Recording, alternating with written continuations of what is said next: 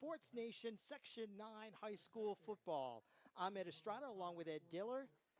And along with a special guest, Goshen senior Anthony Kovacs joining us in the booth this evening and bringing you all of the action on a hot, muggy night from Goshen, New York, when the Gladiators taking on the Tigers of Kingston High School. Week 1, now that they call it, even though it's the second game of the season in Section 9, last week being week 0. The Gladiators entering the game with a record of 0-1, and Kingston coming in with a record of 1-0. The Gladiators losing to Port Jervis, and Kingston defeating Nyack on the road last week. So they're doing the coin toss out there, and it looks like Kingston has won the toss. They've elected to defer to the second half, and Goshen will receive the football on this Friday the 13th from the Coliseum in Goshen. The Gladiators, as I said, are coached by John Stevens. He's in his 5th year here at Goshen.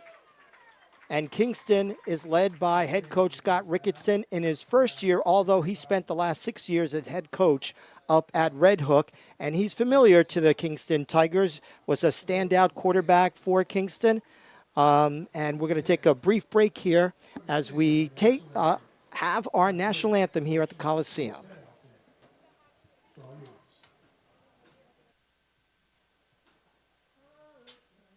Can you see by the dawn's early light what so proudly we hailed at the twilight's last gleaming, whose broad stripes and bright stars through the perilous fight o'er the ramparts we watched were so gallantly streaming, and the rocket's red glare, the bombs bursting in air, gave proof through the night that our flag was still there.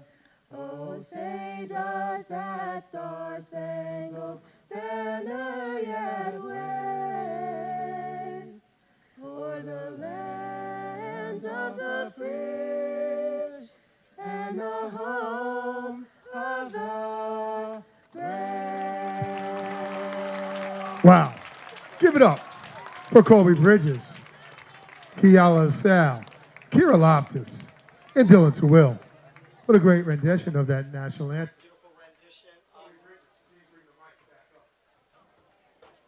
Beautiful rendition of the national anthem by a quartet of what I'm assuming to be Gladiator students here at Goshen. Once again, Ed Estrada, Justin Wiley bringing you all of the camera work up on the roof here at the Coliseum. Ed Diller, our producer, and Anthony Kovacs, Goshen Gladiator Senior, helping us out this evening from the Coliseum. Once again, it'll be Goshen receiving. They are in blue uniforms with red numbers. Kingston will kick off, going from left to right in white uniforms with burgundy numbers. Back to receive for the Gladiators on the far side of the field. We'll try to get a number for you. But they have 2 folks back near the 20-yard line to receive. So number 3 for the Gladiators, and number 16, I think. 15. And number 6. There we go. Mr. Kovacs giving me hand signals. It wasn't working, folks. So Enzo Pupo, number 6, back to receive, along with Gene Lewis for the Gladiators.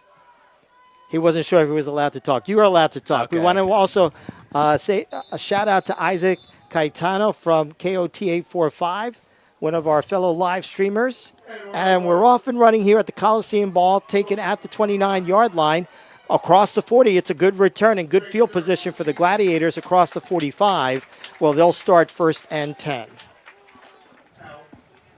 Gladiators are led by senior quarterback number 10, Mark McKenna. He had a great week last week against Port Jervis in the air, 24 of 38 for 249 yards and 2 touchdowns. He did throw 2 INTs, so I'm sure he'll look to clean that up a little bit. And McKenna will work from the shotgun for the Gladiators to start. A naked backfield, 3 trips or dual receivers to either side. And the pitch this time on the run, but a nice job by that front line, led by number 2 for Kingston, coming up with the tackle in the backfield. That's Armando Medley off the handoff to Enzo Pupo. A loss of about a yard on the play, back to the 44, where it's going to be 2nd down and 11 for Goshen. McKenna on the far side, connects with Pupo. He gets tackled after about a 2-yard gain to the 46-yard line. It's going to bring up a 3rd and long, 3rd and 9 for Goshen here in the opening drive of the first quarter. And my apologies, I said Pupo. That was Gene Lewis on the catch. So 3rd and 9 for the Gladiators. Trips receivers to the near side. McKenna once again from the shotgun. A big rush up the middle. He gets the ball off, almost intercepted. A nice catch, though, that time amongst the triple defenders. Not enough for the first down, but a good job by Gene Lewis just to come down with the football after a 2-yard gain. But Goshen's going to be forced to punt here on their opening series. Clock running, 10:40 remaining in the first quarter. Just getting started here at the Coliseum. On a 4th and 6. Back to punt the football for Goshen's number 7, Seamus Smith. And number 11 back to receive for Kingston. That's J.J. Jones, who had a touchdown last week against Nyack. He'll try his hand at returning the football. And there's a flag on the play, or a timeout actually going to be called by Goshen with 10:15 remaining here in the first quarter. So the opening kickoff return back to the 45-yard line for Goshen. It's a quick 3 and out for the Gladiators as they're punting the football with the line of scrimmage right now at about the 49-yard line.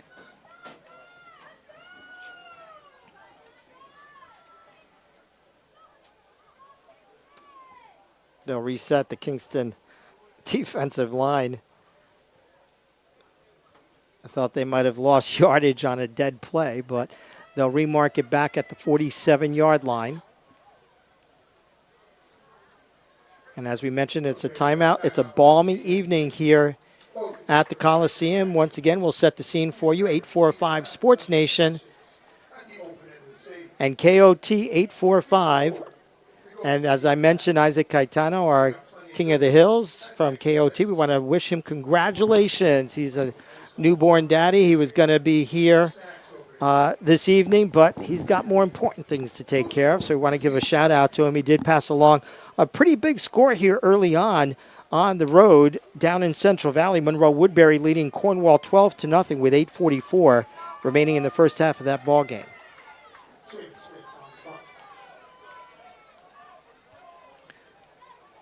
Once again, Seamus Smith back to kick the football. He's stationed himself at about the 35-yard line for this kick. J.J. Jones back to receive for the Tigers. He's located over near the 15-yard line.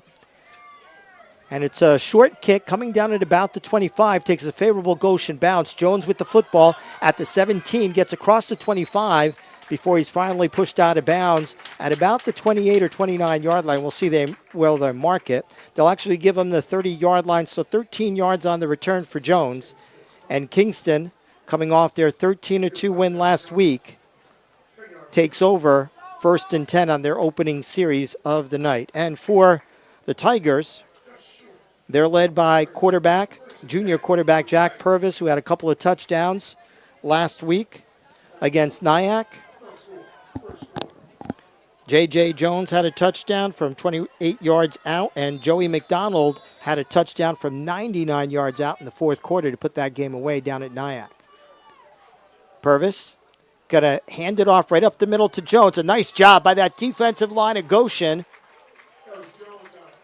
That's try to get a number there for you. It's kind of hard to read these red numbers for the Gladiators. Look like number 51 for Goshen. Mason Cafaldo, the sophomore linebacker, coming up to make the stop.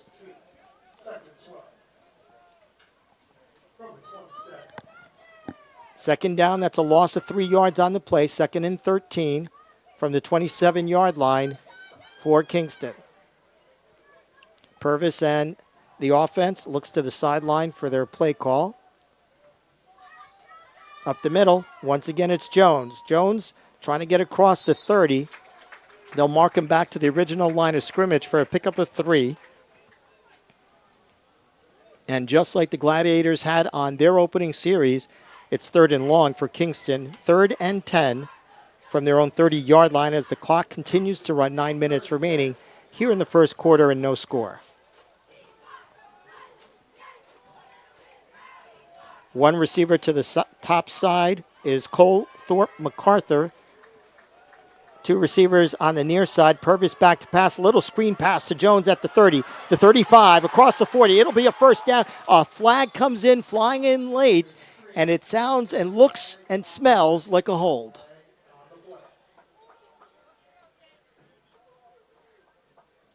And if it does, that's going to negate a first down yardage, a big play for Kingston, and bring them back to 3rd and long.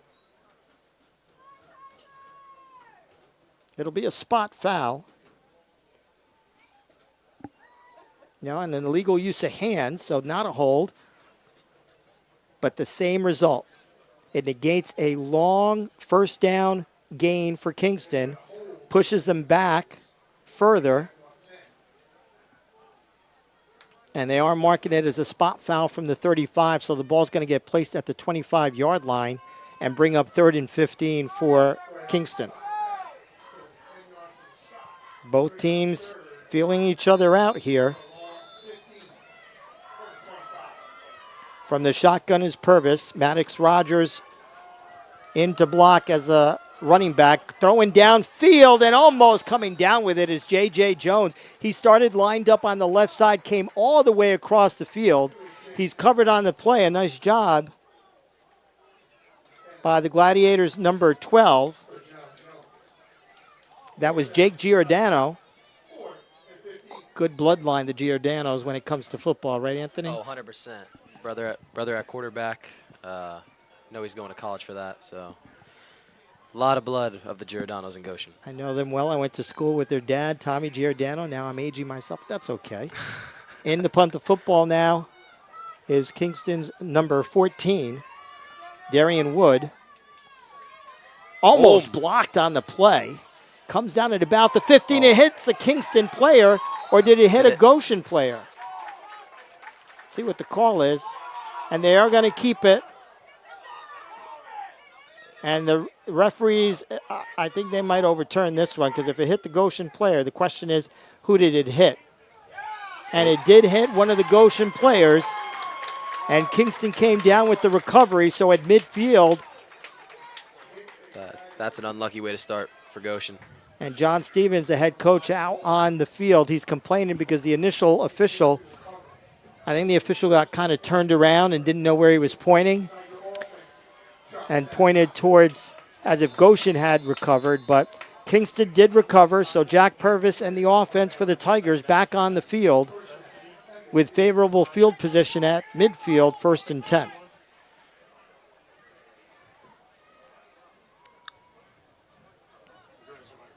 Eight minutes remaining.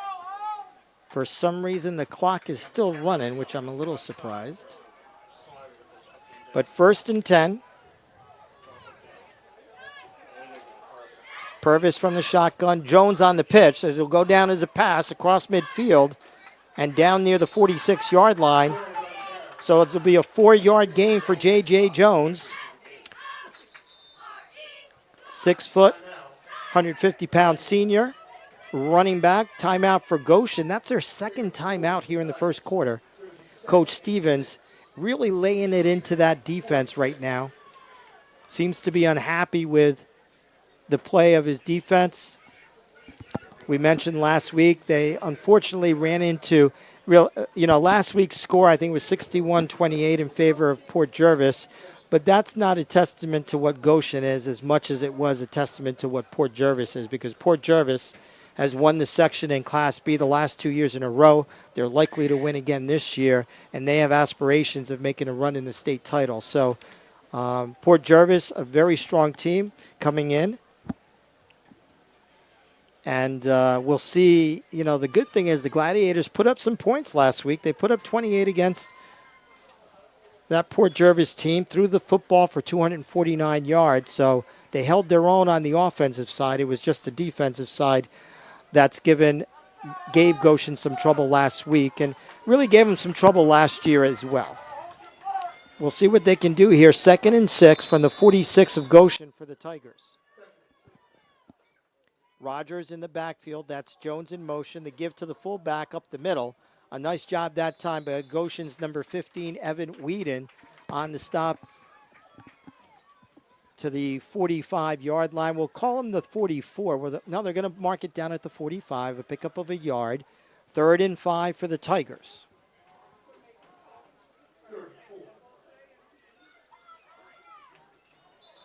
And coming across is Goshen on what was obviously a verbal snap count that forced him off, and that's going to give Kingston a first down at the 40-yard line. So a couple of unfortunate mistakes here by the Gladiators has kept the Tiger offense on the field and continued this drive, which now finds itself at the Goshen 40, 1st and 10 for Kingston. Jones this time is a deep back, but going past is Purvis, trying to lead Jones at the 40, the 35, across the 30, and another first down. A pretty play. A nice job by Purvis leading J.J. Jones perfectly. So when he got the football, he had a head of steam moving upfield. It's an 11-yard pickup to the 29-yard line, 1st and 10 for Kingston from the Goshen 29 with 6:47 remaining here in the first and no score. Purvis over the middle that time. He finds a receiver short of the 25, still on his feet. That's number 5 with the catch, Joey McDonald, who had that long 99-yard touchdown reception last week against Nyack. Pickup of 3 to the 26-yard line, 2nd and 7 for Kingston from the Goshen 26. Kingston trying to get off to a 2-0 start this year with 2 road wins if they can pull one off here at the Coliseum. Purvis, back to pass, looking towards the end zone, downfield. He had a receiver, but good coverage on that play by Goshen's number 4, Mike Ryan, defending against Armand Medley, the wide receiver. And it's going to bring up 3rd and 7 from the 26. The Gladiators got some help on a 4th down punt to keep the drive going, and then they converted on a 3rd down off of a 5-yard offside penalty against the Gladiators. So they have another 3rd down on this drive, their 3rd one. 5 seconds on the play clock, so Kingston's going to be forced to call a timeout. Their first, and right off the bat, we've had 3 timeouts here at the Coliseum, and we'll set the scene for you. Ed Estrada, along with our producer Ed Diller, Justin Wiley, bringing you all of the pictures, and our special guest tonight, Goshen senior Anthony Kovacs, who's trying his hand at broadcasting. How's it feel so far, Anthony? It's exciting. It's exciting. Just being able to see the game from a different point of view is really, really fascinating, I would say. Speaking of Goshen, this football team, I think it really needs to start at the line of scrimmage. That's what they definitely need to work on, pushing that line of scrimmage back, being able to get to the running back before he can break free. That really changed the aspect of the game. I think that also goes for the offense. If they can limit the pressure they get on the QB, I think this game will definitely have a chance to be a different outcome than last week for Goshen. Now, these two teams have not met since the opening week of 2018, so it's been 6 years since Goshen's taken on Kingston, and the Gladiators came away with a win that week, 42-12. So we'll see if Goshen can turn around its misfortunes of last week and come up with a 3rd down stop here against the Tigers, who have 3rd and 7 from the Goshen 26. That's Max Rogers to the right of the quarterback, and the shotgun is Purvis. Jones in motion over the middle, and it's got feet tangled up, and another inopportune penalty coming up against the Gladiators as the receiver and the defender got their feet tangled up, and it's going to come down to a pass interference against Goshen that will now keep this drive going once again.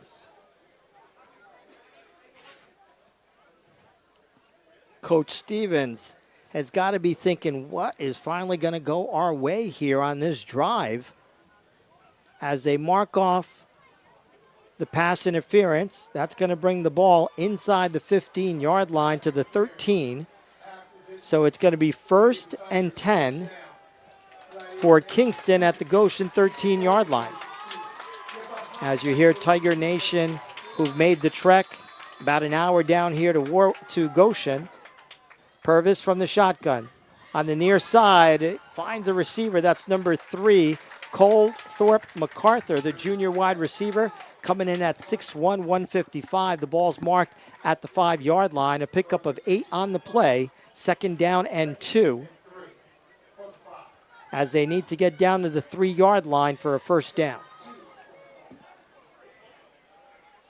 That's Max Rogers, the fullback, to the right of the quarterback. Purvis, who's working from the shotgun. That's Jones in motion. Rolling to the right is Purvis, looking towards the end zone. Across the middle, he had a receiver, but couldn't come up with it, was number 5, Joey McDonald. Unfortunately, the ball was thrown a little short as he was trying to thread a needle between the cornerbacks for the Gladiators, and that's going to bring up 3rd down and 2 from the 5-yard line. The 4th 3rd down opportunity here for Kingston. They have converted on the first 4, albeit with a lot of help from the Gladiators. If you're the Gladiators, you got to need to stop here. 5th 3rd down of the drive. Defense has got to be tired at this point. One of those bend but don't break. Purvis back to pass, going in the end zone. Touchdown, it looks like, and it is, to number 3, Cole MacArthur. Cole Thorpe MacArthur, a 5-yard touchdown reception for Kingston, and the Tigers take the early 6-0 lead with 5:09 remaining here in the first.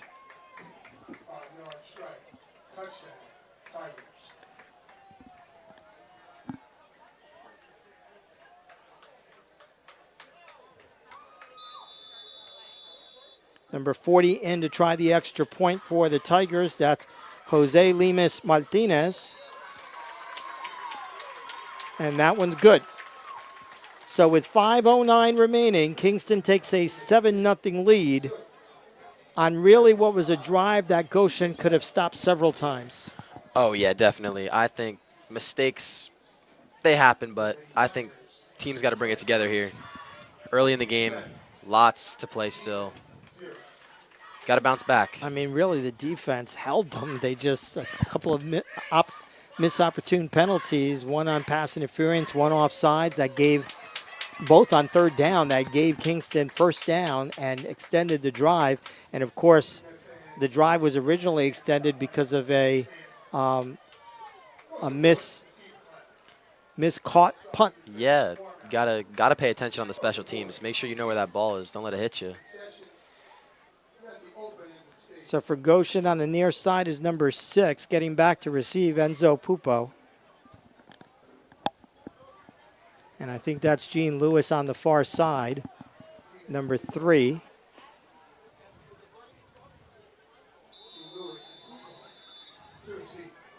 Might also be Elijah Thomas, number 8. Little squibber, but it's going to be a penalty against Kingston. It's going to set them back. And I guess they tried to get the Gladiators caught by surprise. Let's hope that Goshen doesn't fall for it twice in a row. Yeah, it looked like they attempted an onside kick there with the. That's exactly, but they rushed it too much. Yeah. They didn't wait for the official's whistle, I believe. So they're going to get marked back. Another 5 yards, and the kickoff will happen from the 35.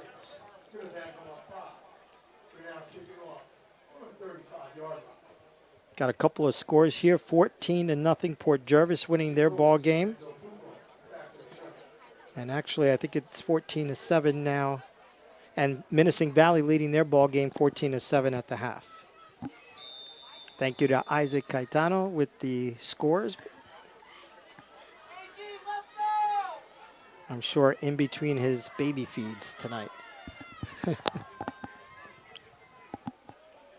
And a little squibber, and they're going to call offsides.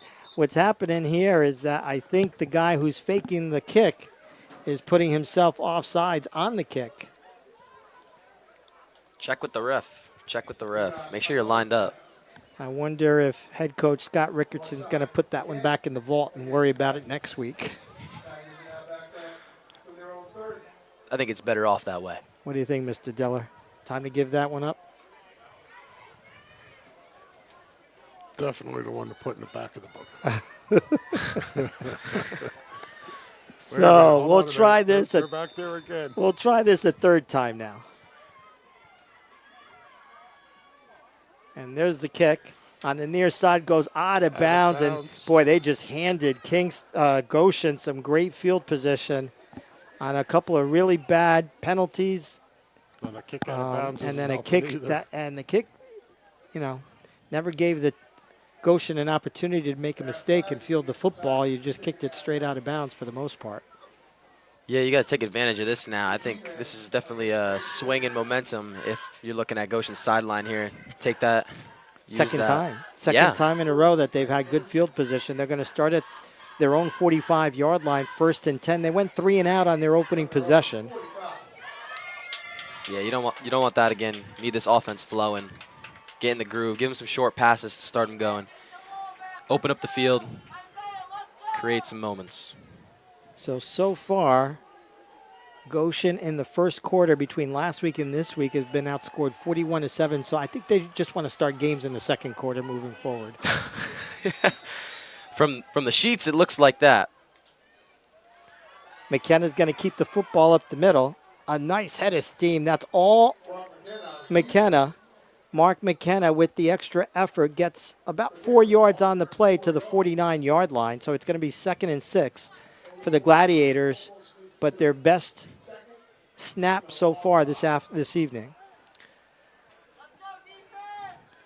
2 receivers to the near side, actually split dual receivers to either side.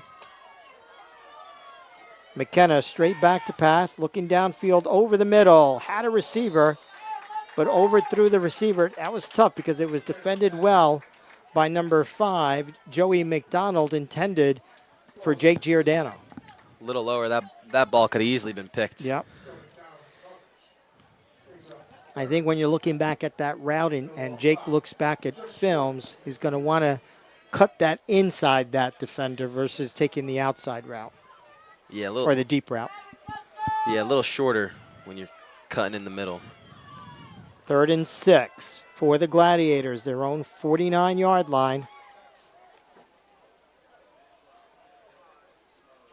Going to hand off the ball across midfield to the 45. It's going to be a first down carry and more. Down the near sideline for the Gladiators. Inside the 30-yard line is number 6, Enzo Pupo on the carry. He takes the ball from the 49-yard line of Goshen inside the 30. Let's see where they mark him. There is a flag on the field. And it's going to be against Kingston. It looks like a personal foul, so that's going to add to it. So it's a 25-yard run to the 26-yard line for Pupo, and they're going to mark off the personal foul from the 26 to add on down to the 16-yard line. They'll mark them at the 17. So with 4:25 remaining, Goshen looking to answer that Kingston touchdown. If you're Goshen, this is a good start to this drive. This is exactly what you needed. Pupo aligns himself to the right of McKenna. He's got the carry across the 15-yard line and still on his feet, almost got away as he tried to shake off the tackle by number 18, Jazzy Herbert Castillo for Kingston. See where they mark the football. They're going to put it at the 14-yard line. A pickup of 3 on the play, so 2nd and 7 from the Kingston 13-yard line, 14-yard line for Goshen. McKenna rolling to his left on the near side, looking downfield, trying to get around the corner, going to hold on to the football inside the 10 and inside the 5. That's a first down carry for Mark McKenna and the Gladiators.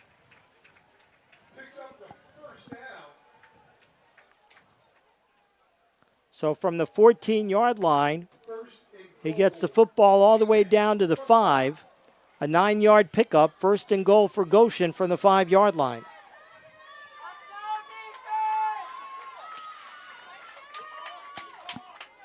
Looking on the sideline, plenty of time, 15 seconds left on the play clock.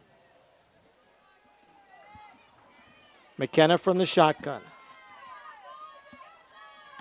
He's going to keep the football up the middle, gets some good blocking inside, and takes it in for the Goshen touchdown.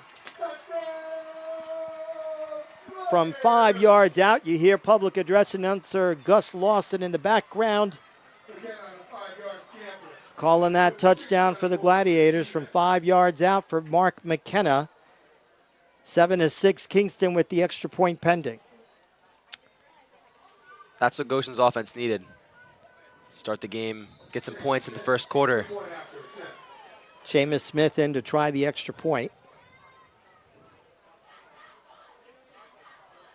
Low snap handled nicely by the holder. The kick is up, and the kick is good. And with 2:54 remaining, the Gladiators answer the Kingston touchdown with one of their own, led by some good field position, followed by a nice run by Pupo that got them inside the 30-yard line, along with a Kingston penalty that got the ball inside the 15, or inside the 20, that is. And then Mark McKenna from 5 yards out, with 2:54 remaining, ties the ball game up. Once again, we want to thank 845 Sports Nation and KOT 845. You can find both on the Twitter, or X as they call it in this day and age. Isaac Caetano from KOT. Did you just call it the Twitter? The Twitter, whatever it is. I think he might have. You called it the Twitter. It's hard to say no, I'm on air. Try to get some more scores for you for this week. As we're getting ready for the Gladiators to kick off to Kingston in a tie ball game here in the first quarter.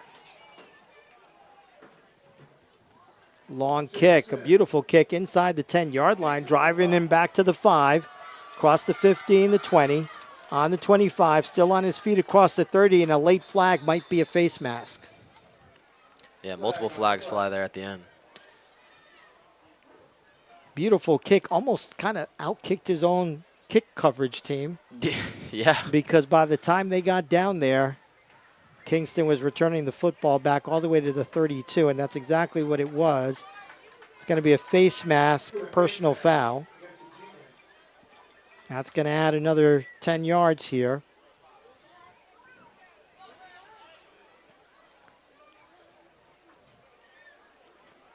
Penalties already showing a factor in this game for both teams. That last Goshen drive, that only started because of the Kingston penalty. Yep. And then got extended on the long run with another personal foul. So good point, Anthony. 2 receivers to the near side for Jack Purvis at Kingston. He's the signal caller for the Tigers. Handoff to Jones at the 45-yard line, midfield, into Goshen territory before he's finally pushed out of bounds by number 4, Mike Ryan, for the Gladiators, but not before it's a first down pickup to the 40, looks like the 43-yard line. Pickup of 12 on the play, down to the 43, first and 10 for the Tigers at the Gladiator 43. It starts with the line of scrimmage, like I said earlier. Got to push the line of scrimmage back in order to slow these drives down and get some stops. It's a lot more beef on that offensive line for the Tigers, but this time causing a fumble, getting into the backfield at the same time the handoff was being made. Number 51 for Goshen, Sam Salty. With that play right there. You. Some good defense. That's exactly what I just said. Yep. The line of scrimmage, that's how you win football games. Win the line of scrimmage. A big loss of 7 yards on the play to the 50-yard line. So at midfield, it'll be 2nd and 17 for the Tigers as the clock continues to run now, coming up on 2 minutes left here in the opening period.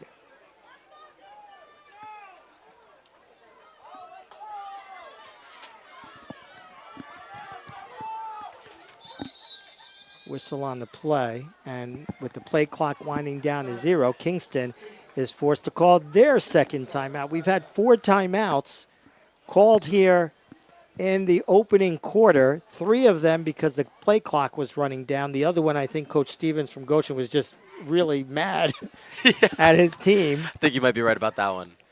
And so we're trying to see if we can get some scores here for you on this Friday the 13th to just let you know on who's playing. Last we heard, Minisink Valley had a 14-7 lead on Newburgh at halftime.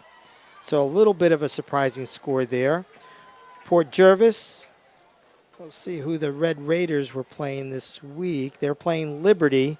They were 14-0 early, so after what they did to Goshen last week, that Port Jervis offense is a juggernaut, so we expect them to run away with that game against an undermanned Liberty team.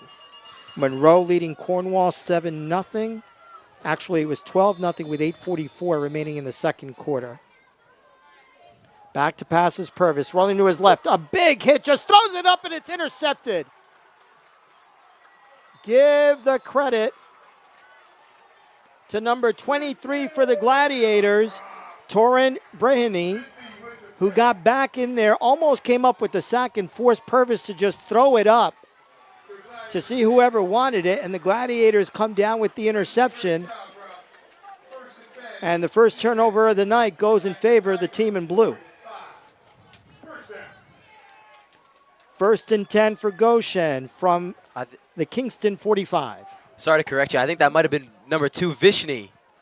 Actually, Vishny LaFranc with the pick. So LaFranc with the pick, but I wanted to give credit to Brandy, who put the pressure on the quarterback, who then threw it up Yes. for anybody to catch. Yeah, did not want to take that sack. Correct. Once again, McKenna from the shotgun. Looking to go downfield, rolling on the near side. It's going to keep the football.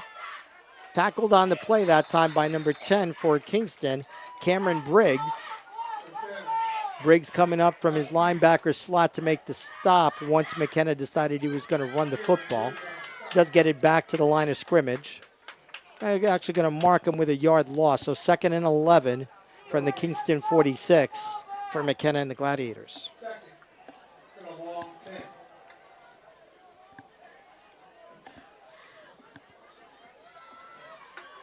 And also a surprise in Warwick. They lead Middletown 14-0 on 2 long passes of 61 and 65 yards.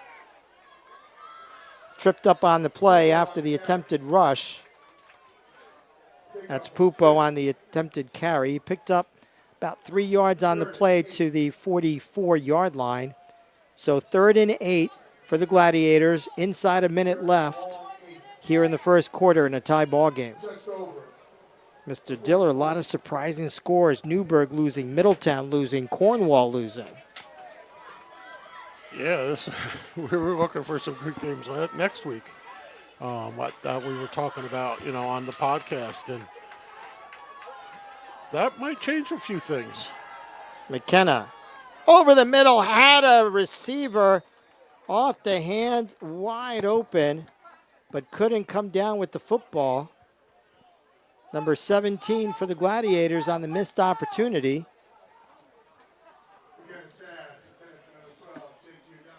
Jake. And it was Jake Giordano, number 12. My apologies, not 17. I was looking at I'm sure Dad, Tommy, is going to be looking at that. It's going to bring up 4th down and 8.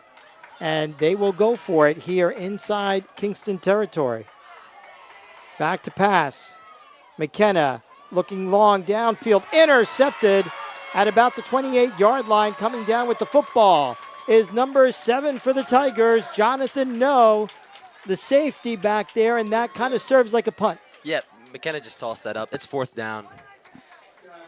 thinking they're probably better off than botching a snap on the punt attempt, that just go back there and just throw it up. As long as you're covering on the interception, 1st and 10 for Kingston from the 35-yard line.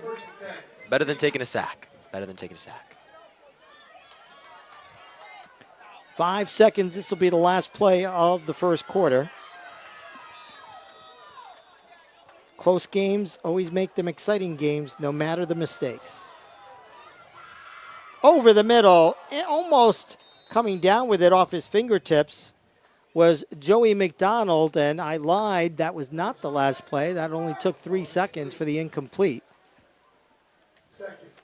Faked the handoff to J.J. Jones and went over the top trying to find McDonald, and it went off his hands.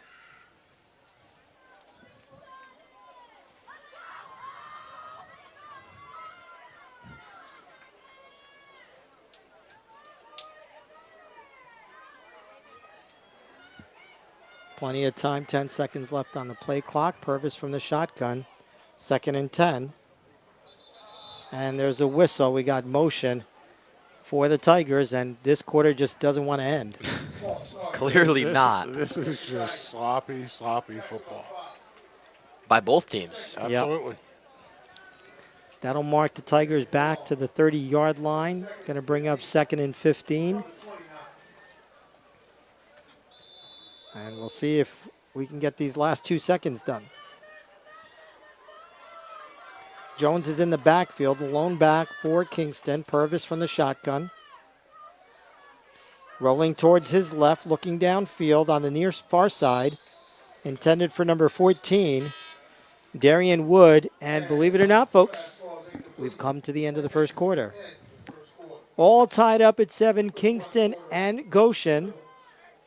Goshen went 3 and out on its opening drive and then helped Kingston out on their score. The Tigers actually had a 4th down, punted the football that went off a Gladiator just on their side of the 50-yard line.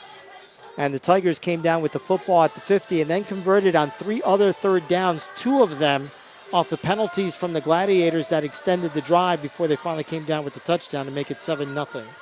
Yeah, these teams are punishing themselves. Once these teams get it together, 2nd week of the season. So still getting in the groove. Everything's not perfect yet. Less sloppy football would definitely make a difference. 5:09 remaining in the first quarter was when Purvis connected from 5 yards out, I believe, to Joey McDonald for the touchdown for Kingston. I'm sorry, that was Cole Thorpe MacArthur. Thank you, Anthony. And then Goshen, as Mr. Kovacs mentioned, came right back and scored a touchdown. They did a nice job and finally finished up. Pupo had a big run of about 26 yards. That was aided by an additional 10-yard penalty against Kingston that brought the ball inside the 15-yard line, and eventually Mark McKenna took it in from 5 yards out to tie the ball game up. It's exactly what Goshen needed in the first quarter. Compared to last week, way more successful. 3rd down and 15 for Kingston from their own 29-yard line to start the second quarter, tied at 7. Back to passes Purvis, looking downfield.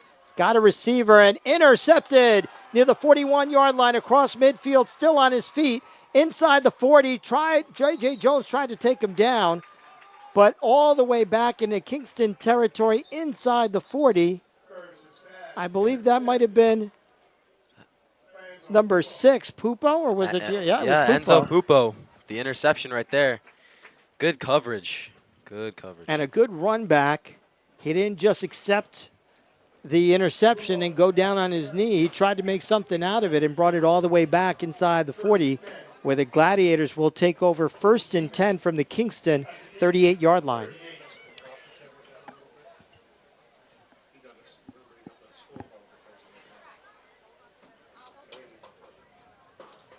$11:57 remaining here in the opening half. Goshen takes over after their 2nd turnover recovery. Both interceptions against Jack Purvis.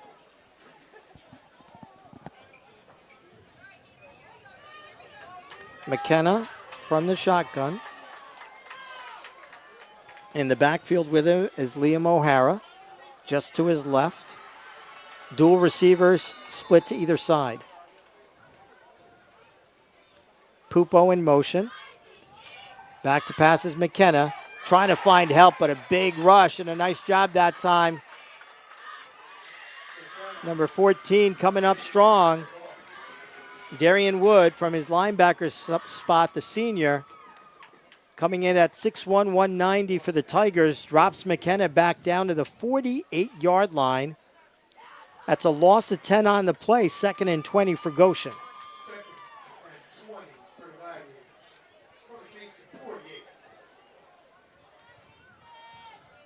We'll try this all over again, says Mark McKenna, straight back to pass. Looking over the middle, had a receiver, that was Giordano, and I think he anticipated getting hit that time by number 7 over the middle. That was Jonathan No, and he had what sometimes we call dinosaur arms. Arms too short for that one. Arms too short for that one. These defenses are not messing around. I think this game's going to come down to the defenses. Both putting some pressure on the QBs, forcing turnovers. Those are game changers. A long 3rd and 20 here for Goshen from the Kingston 48-yard line. Back to passes McKenna, trying on the near side to Pupo, but right away on it. They gave him enough room for the catch, but Jazzy Herbert Castillo comes down for Kingston and makes the stop immediately after a gain of about 1 to the 47. It's going to bring up 4th down, and this time head coach John Stevens is going to try to win the field position game and kick the football. Brings up 4th and 16 for the 47. Back to kick for the Gladiators, Seamus Smith. He's at about the 40-yard line. J.J. Jones back to receive the punt. Stations himself near the 10-yard line. It's a good snap. The kick is up. A high kick, a beautiful one that comes down at about the 15. Jones picks up the football, but good coverage by the Goshen special teams. Trying to get a number on who made the stop down there. Number 4 for the Gladiators, that's Mike Ryan coming down with the special teams tackle inside the 15.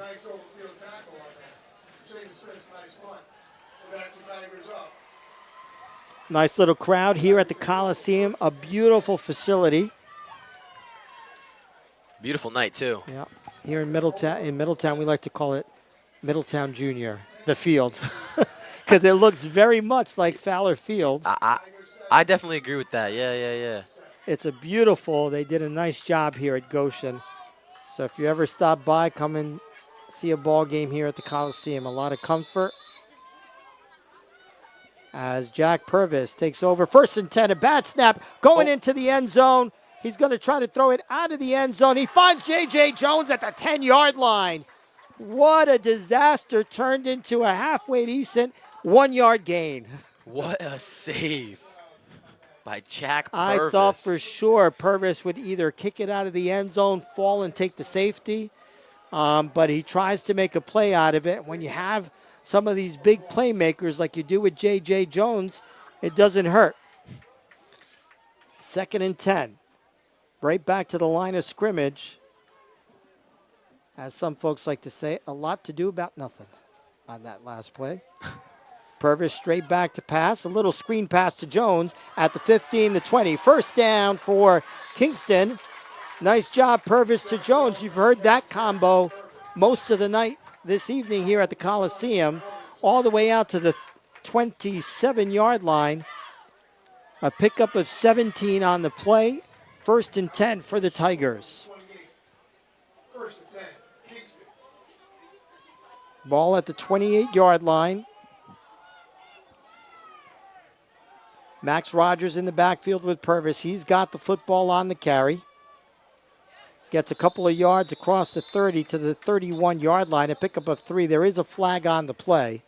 So we'll see what happens with the call. Goshen players waving Kingston back.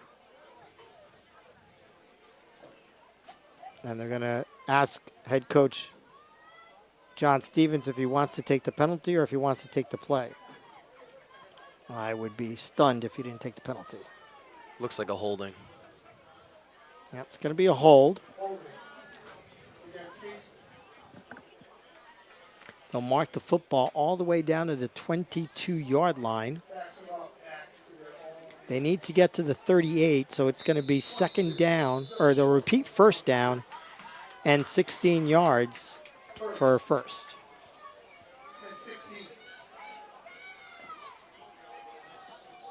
Purvis from the shotgun. That's Rogers in the backfield. Giving it to Rogers once again up the middle. It worked a little bit in last play despite the penalty. So they went right back to the well, get it out to the 26-yard line, and pick up a 4 on the play, and it'll bring up second down and 12.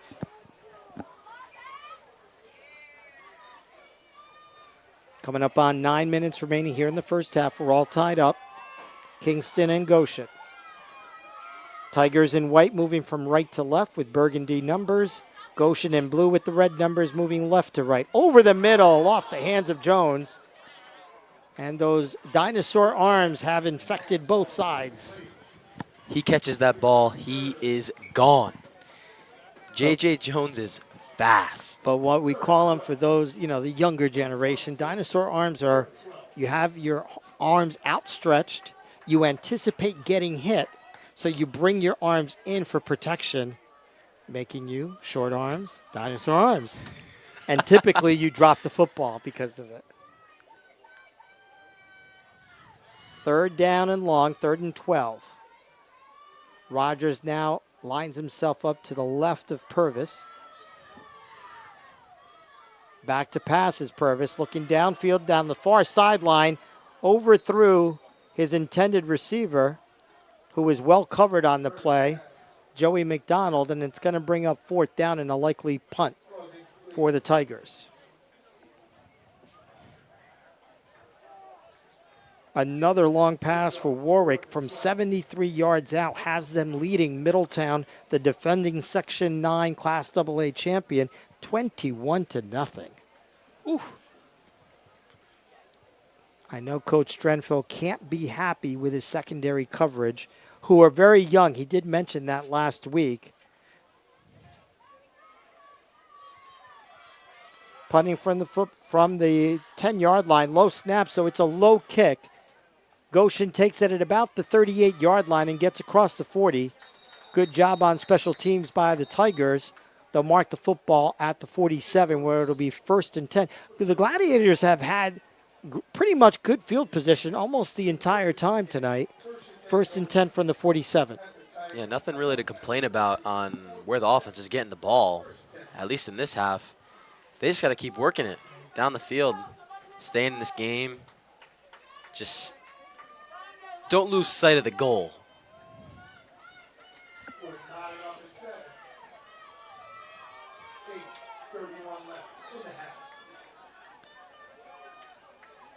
We have dual receivers to either side for McKenna. 1st and 10 from the 47 of Goshen for the Gladiators. Handoff right up the middle across midfield. A good gainer here. It's going to be enough for a 1st down by Pupo as he drags. Might be just a little bit short. The near official is calling for a 1st down. We're going to give him a 10-yard gain for Enzo Pupo. One of my favorite Section 9 names all of a sudden. A good carry inside Kingston territory. 1st and 10 for the Gladiators from the Tiger 47. Some heavy running on that play.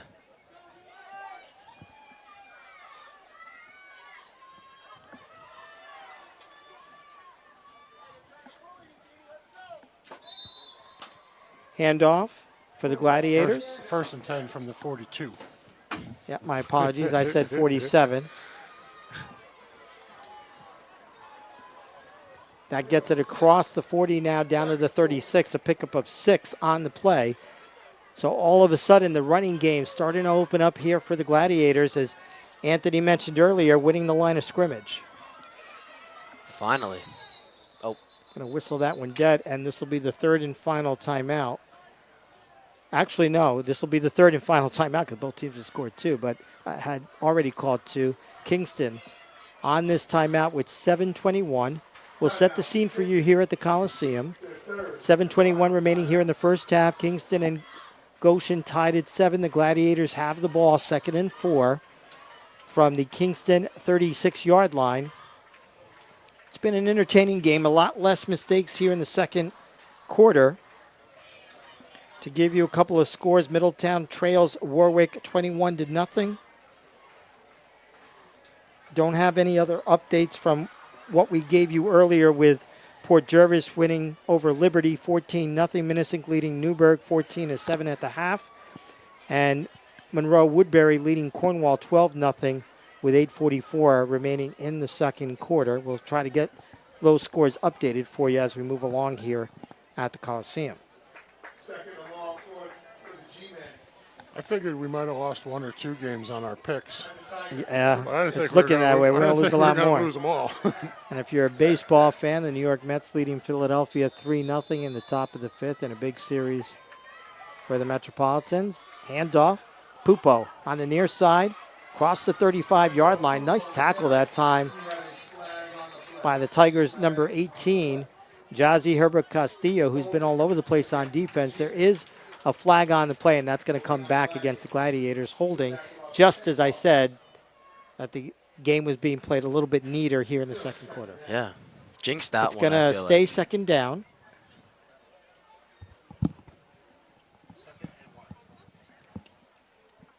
We'll find out once this yardage is marked off on the penalty.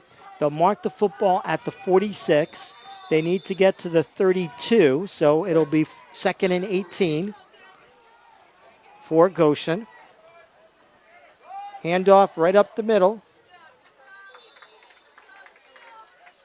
Number 22 for the Gladiators on the carry, Liam O'Hara, the junior. Gets the ball down to the 41-yard line. 3rd and 9 on what's likely to be 2-down territory here for Goshen. Inside 7 minutes, 6:40 and counting here in the first half, tied at 7. Ed Estrada, Ed Diller, Anthony Kovacs, and Justin Wiley bringing you all of the action on 845 Sports Nation and KOT 845. Back to pass, McKenna gets a receiver and enough for a first down for the Gladiators inside the 30. I believe that's Jake Giordano coming down with the catch at the 28-yard line, 1st and 10 for Goshen. No dinosaur arms on that one. No. Learned his lesson the first couple times. Yeah.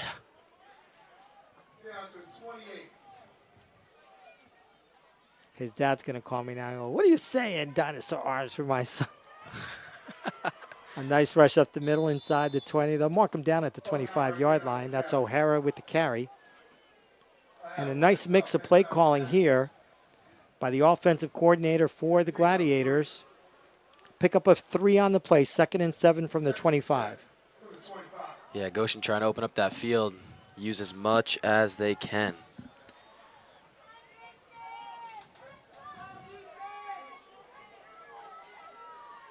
Handoff, Pupo. A lot of room inside the 20, the 15, turning it upfield at the 10. Across the 5, it'll be 1st and goal for Goshen. What a run.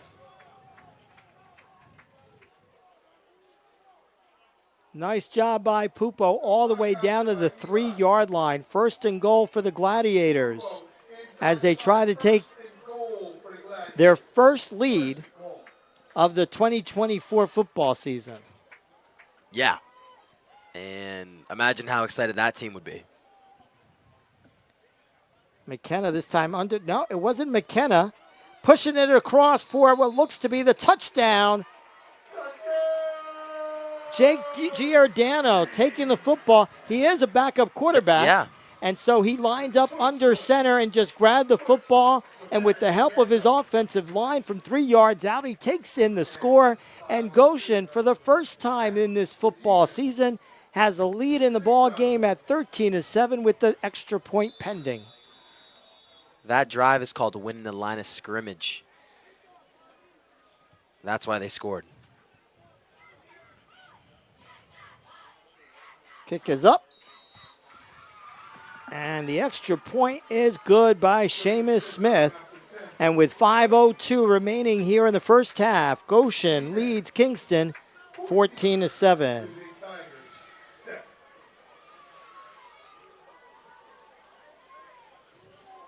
A lot of nice play calls in that drive, mixing it up, the passing and the running, and culminating on the Giordano 3-yard TD run, giving the Gladiators a 14-7 lead.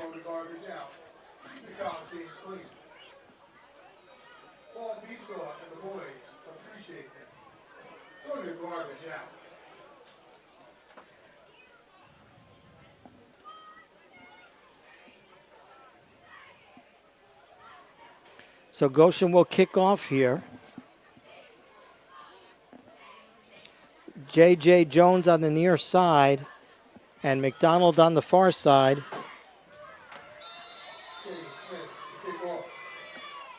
Smith, a beautiful long kick coming down at the 5 to McDonald. He's at the 15, the 20.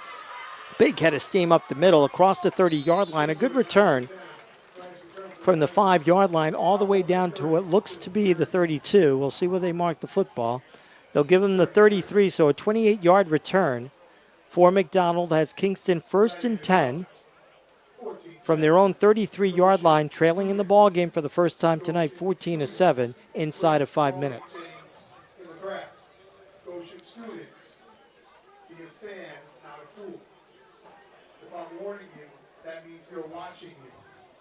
Big crowd here at Goshen, Friday Night Lights, New York style.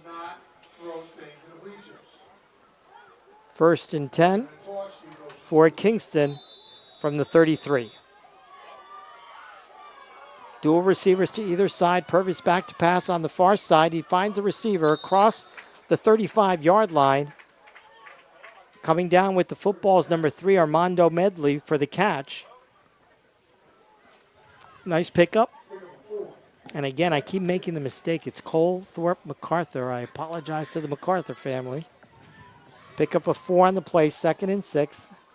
Mr. Kovacs doing a nice job here, spotting for the broadcaster. Try my best. It's greatly appreciated. J.J. Jones off the pitch on the near side, trying to turn the corner. He's at the 40-yard line, and I think he's got enough for a Tiger first down near the 45. He's got the speed.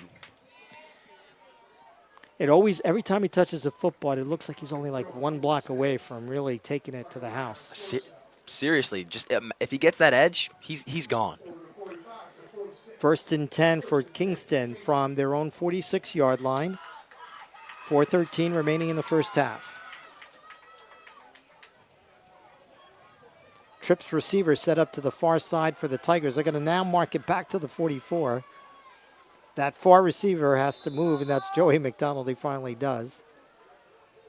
Number 6 is Elijah Johnson in the backfield. Purvis throwing the football, almost intercepted. I think Torrin Brandy was just shocked that the football was in his pouch. I would be too. That would have been to the house. It's one of those like, no, he can't possibly be throwing it to me this easily. Yeah. 2nd down and 10 from the 44. Purvis, fortunate that he didn't have that intercepted.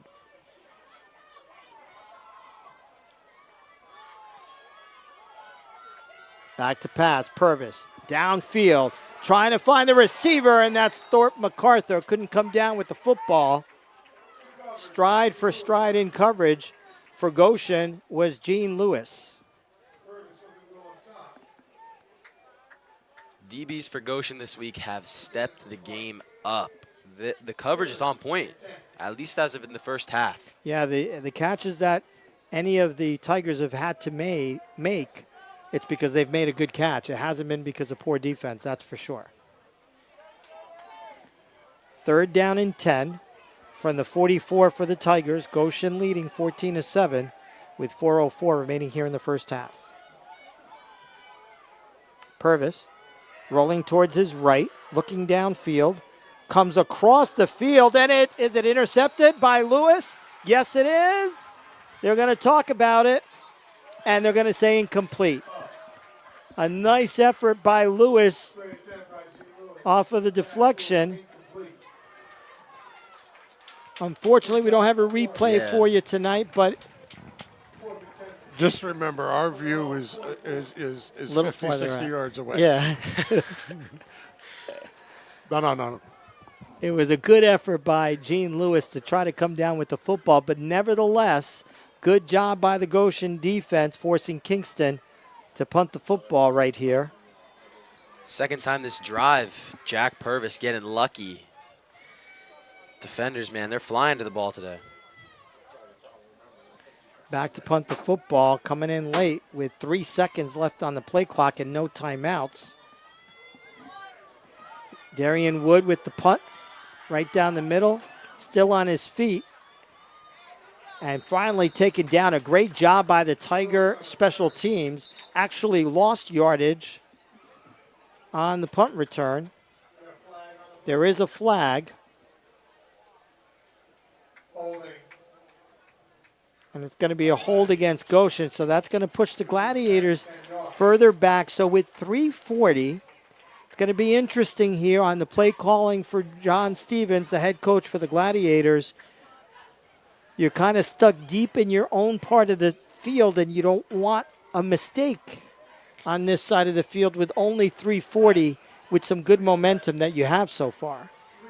Yeah, ideally, what you would want, you run this clock down. You want to run the football. Yeah, score on the drive and leave Kingston with basically nothing. And Kingston doesn't have any timeouts remaining, so if the Gladiators run the football, they'll be able to run some of this clock down, which I think they would prefer to do given where they are on the field.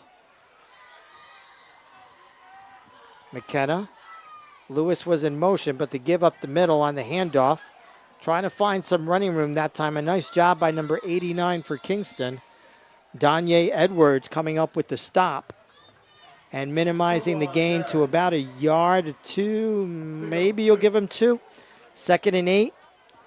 And the clock continues to run. Now there's 28 seconds left on the play clock, and if you're Mark McKenna, you're going to want to take this down as much as you can. But they don't. Handoff up the middle once again, and this time a nice stop by number 10, Cameron Briggs, but Goshen snapped the football with about 25 seconds still left on the play clock. Yeah, in that situation, you want to try a hard count maybe get him to jump off sides, get an extra 5, but... So 3rd down and about 7 after the 1-yard pickup. Still 20 seconds left on the play clock, 2:40 in the first half game clock. This time back to pass on the near side. Just trying to run some of this clock and stay in bounds, and he does at the 15-yard line. But Kingston does exactly what it wanted to do with a little help from the Gladiators and not running down the play clock. That probably could have taken off at least another 30 seconds. And they'll be forced to punt the football in the shadows of their own end zone. And J.J. Jones, we talked about the fact that at any moment he can break one. He's setting himself up for the punt return. He's near midfield. Smith in to try to punt the football. It's a high but short kick that goes out of bounds at about the 30-yard line. We'll see where they mark it. And obviously this is going to look good for Tiger Nation to start this series with 1:45 remaining in the first half. Kingston has the football at the Goshen 32-yard line, 1st and 10. So we talked about the fact that Goshen on those the 2nd down play and the 3rd down play could probably have taken off another 30 seconds off of this clock. Maybe more than that, honestly. Yeah. Kingston's got almost everything at their disposal at this point. You got a minute 1:45. You don't have your timeouts, but you don't need them. Every time you get a first down, the clock stops for a couple of seconds while they reset the chains. So dual receivers to either side. Remember that Kingston gets the football to start the second half, so they have an opportunity. Jones with the Wildcat play, gets the direct snap, trying to get around the corner, and a nice job by that Goshen defense, keeping him up and making sure that he's still standing and the clock keeps running. 1:25 remaining. It's going to bring up 2nd down and 8 from the 30-yard line.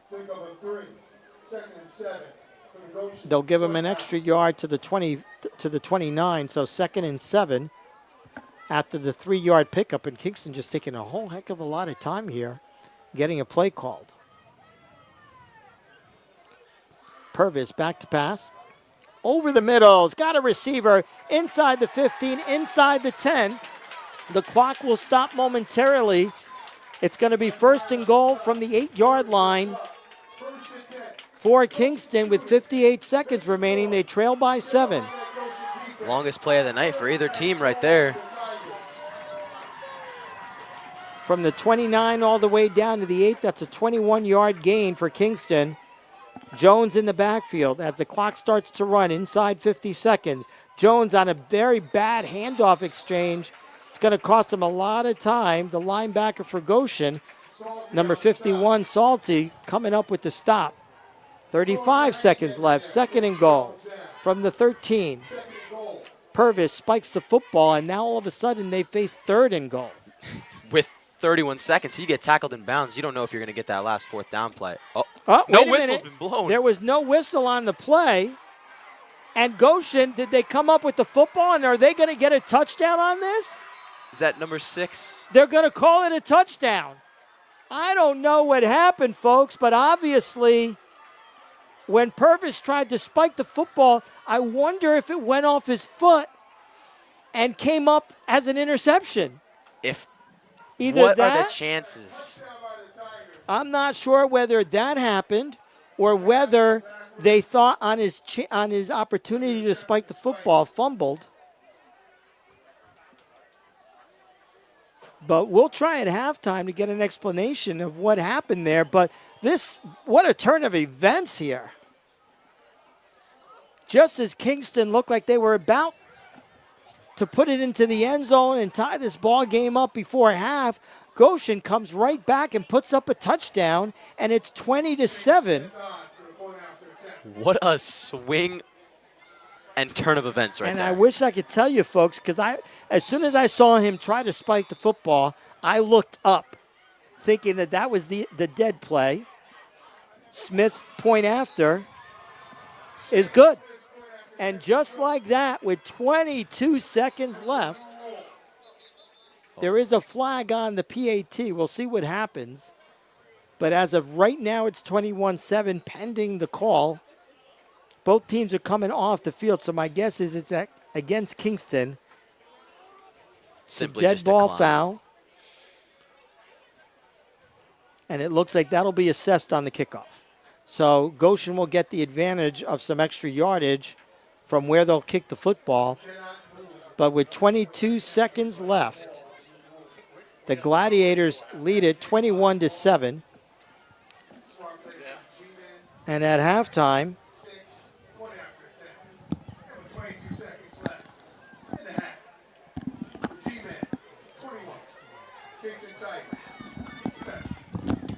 we'll try to get an explanation as to what happened on that play. And after that penalty by Kingston on the point after, the Gladiators will be kicking the football from their own 45-yard line. And what's now turned into a 21-7 Goshen lead for Kingston. Looks like they're going to put it back at the 35. My guess is, oh no, now they are kind of marking. These officials wasn't sure if they wanted to mark it off. I think the confusion here is that they thought Goshen might have declined the penalty, thinking that they had to re-kick it if they did, but they didn't. It was a penalty that's assessed on the kickoff. Correct. And that's what's going on here. And there's the kickoff coming at about the goal line. McDonald on the far side, he's at the 20. before he's pushed out of bounds with 15 seconds left on the play. Mr. Kovacs, I sent him across to see if he could find out what happened. We've got the explanation. So, new rule is when the quarterback steps back to spike it, it is considered a live football if they throw it to the ground. Wow, so it's almost like a fumble as Yes. opposed to an incomplete pass. So if you want to do that in the future, you're going to have to physically throw the ball downfield a yard or something. You can't throw it straight down. Wow. You can still throw the ball straight down. It's the fact that he put his foot back. Got Yeah. it. Back to pass is Purvis. He's not going to spike it this time. J.J. Jones with the football. Oh. Trying to reverse field on the far side, and look out. He could be dangerous here at the 35 to 40, trying to turn it upfield, still on his feet, near midfield, and finally brought down, but that's going to do it to end the first half. So a nice effort that time by J.J. Jones, trying to make something out of nothing, and picks up some good yardage of about 20 yards, but that's what's going to do it. And boy, a surprising last 30 seconds. Folks, that's why you don't leave until the clock runs down to 00, because if you thought you were going to go into that refrigerator for a Coke and some popcorn, you would have missed the fact that Goshen scored a late touchdown and make it 21-7. So we're going to head into halftime. Ed Estrada, Ed Diller, Anthony Kovacs, and Justin Wiley bringing you the live stream on 845 Sports Nation and KOT 845. Your halftime score from the Coliseum, Goshen 21 and Kingston 7. We'll be back in about 15 minutes.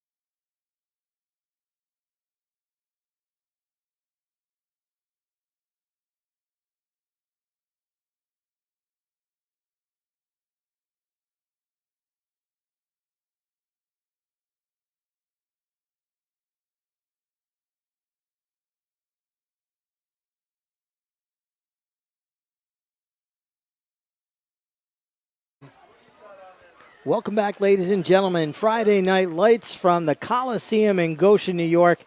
Ed Estrada, Ed Diller, Anthony Kovacs, and Justin Wiley bringing you all of the action from the Coliseum on 845 Sports Nation and KOT 845 Kings of the Hill. We want to also give a shout out to Isaac Caetano from KOT 845, who was going to be here this evening with us, but he's here in spirit, enjoying his new daddydom, so to speak, as he's become a father. So congratulations to Isaac and the family. Here in Goshen, 21-7 Gladiators here at halftime. As we get ready to kick off, Goshen will kick off to Kingston with a 21-7 lead. A game that was nip and tuck, tied at 7 for most of the first half. The Gladiators scoring about midway through the second quarter and then getting a gift, really, on a new rule in regards to spiking the football that ended with about 22 seconds left in the first half. Jack Purvis went down to spike the football and stop the clock on what was a drive for Kingston.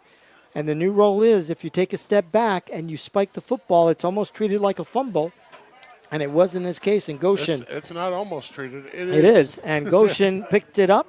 Unfortunate they don't tell the quarterback that before the play. Well, they're not going to They tell the probably quarterback did, that. but If you it's hard to don't- remember. If you don't know the rules of But the game. you're right. You should know the rules of the game you're playing. So a nice job on the kickoff by Seamus Smith for Goshen. And right off the bat, tough field position at the 20-yard line, 1st and 10 for the Kingston Tigers, trailing 21-7. That's Purvis from the shotgun. Handoff, second back through. J.J. Jones trying to get around the corner. He's at the 20, the 25, got first down at the 30 and across the 35 before he's finally out of bounds with a first down for the Tigers. A nice opening play for Kingston. Ball's going to be marked at the 38-yard line, 1st and 10 for Kingston.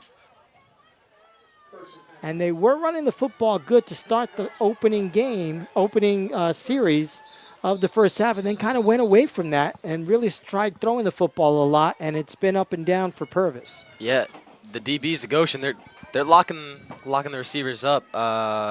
J.J. Jones, sorry. He's definitely trying his best out there. I think the running game opens up the passing game. Start small in the second half. You want to get back on track here. 2 receivers to the top, 1 to the near side. In the backfield for Kingston's number 6, Elijah Johnson, along with J.J. Jones, number 11.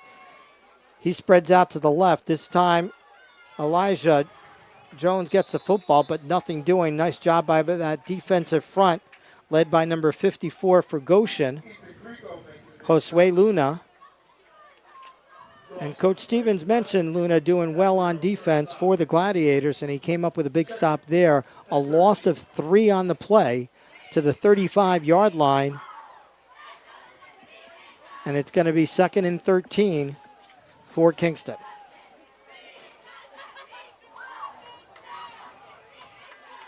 Maddox Rogers now in the ball game to the left of Purvis. Going out to the left is Johnson. He's going to get the toss on the lateral at the 30-yard line. Open missed tackle there, and then what should have been a 4-yard loss ends up to a nice little gainer, and that'll make 3rd down more winnable for Kingston here. A nice play by J.J. Jones. Speed came into handy on that one. It was a loss. It was 2nd and 13. Now it is 3rd and about 5. So a pickup of 8 for Jones on that play. Ball's marked inside the 40 or outside the 40. First down carry. Has he got enough? It looks like he does. A nice job with forward motion there by the running back for Kingston. That was Maddox Rogers, I believe, the fullback, with a nice gainer. He picks up 6 when he needed 5, and it's 1st and 10 for the Tigers from their own 49. Good start to the drive here. Definitely a good start. It's exactly what Kingston needed after that collapse? I don't know. Not Yeah, a collapse at the first a half. mistake, a Mistakes. bad mistake. Yeah. Unfortunate. Purvis over the middle. Had a receiver but couldn't get it over the outstretched arms. He's had a little trouble clearing the linebacker slot. Number 23 for Goshen, Torin Brandy, making a play on that football. That's the second time we've mentioned his name. Yeah, he's making some plays tonight. Almost coming down with the interception. 2nd and 10 from the 49 for Kingston. Defense of Goshen seems much more connected than it did last week. Last week they gave up 61 points to Port Jervis. Different ball game today. Going downfield, Purvis has got a field deep into Goshen territory. A nice catch that time by Armando Medley, number 2. This time I got him right. And the ball's marked all the way to the 30-yard line. 21-yard pickup on the pass and catch. 1st and 10, Kingston from the Goshen 30.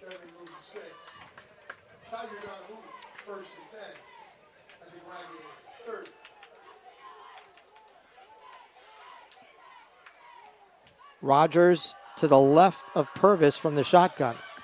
He rolls to his left. Off balance, up for grabs. Tried to get it to McDonald.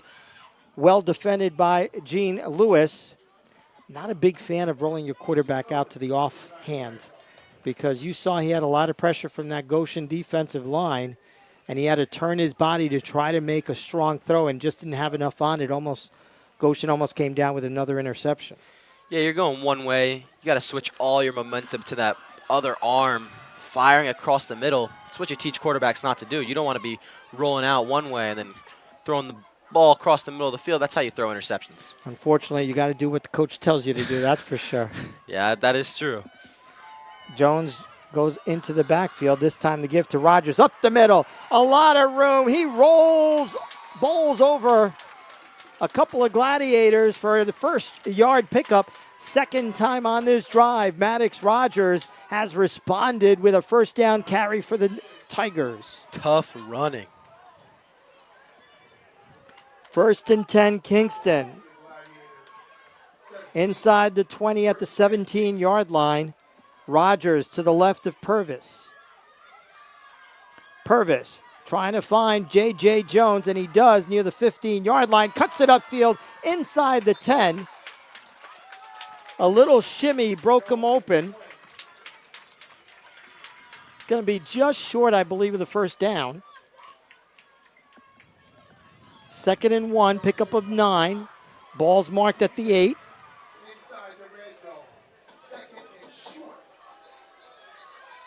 And we have a whistle by the officials. Probably trying to see if they've got the ball marked properly. He's going to check to make sure it's not a 1st down. And they are going to call it a 1st down. So make it a 10-yard gain for Jones on that catch. And it's going to bring up 1st and goal from the 7 for Kingston.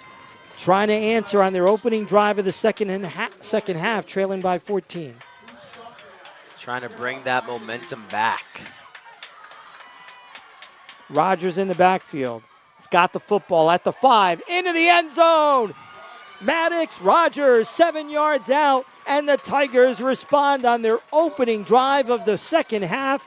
8:03 remaining, 21-13 for Goshen. Extra point pending for Tiger Nation.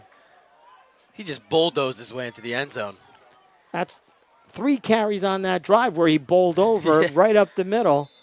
And we'll see if those punishing types of drives gets that Goshen defense a little tired. Yeah. High snap brought down. The kick is up, though.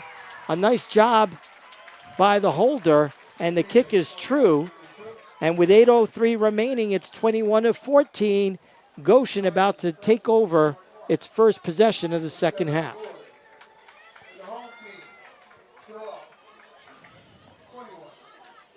10:08 remaining in the third quarter. Now 28-0 Warwick over Middletown as the Midi Bears look like they're going to start the season 0-2. as they get ready to match up against that Port Jervis team who's been an offensive juggernaut so far in the opening 2 weeks, to take on the Erie Bell, which has been housed at Fowler Field in Middletown for a couple of years now. And Port Jervis is going to be hungry to get that bell back. Meanwhile, Goshen, looking for its first win of the season. They'd like to go into that Spirit Trophy game next week against Warwick with a win under their belt. Yeah, probably one of the most important games of Goshen's season, trying to get that Spirit Trophy and keep it. They got the game last year, hoping to win again. And they're going to face a Warwick team that is going to be 2-0 on the year.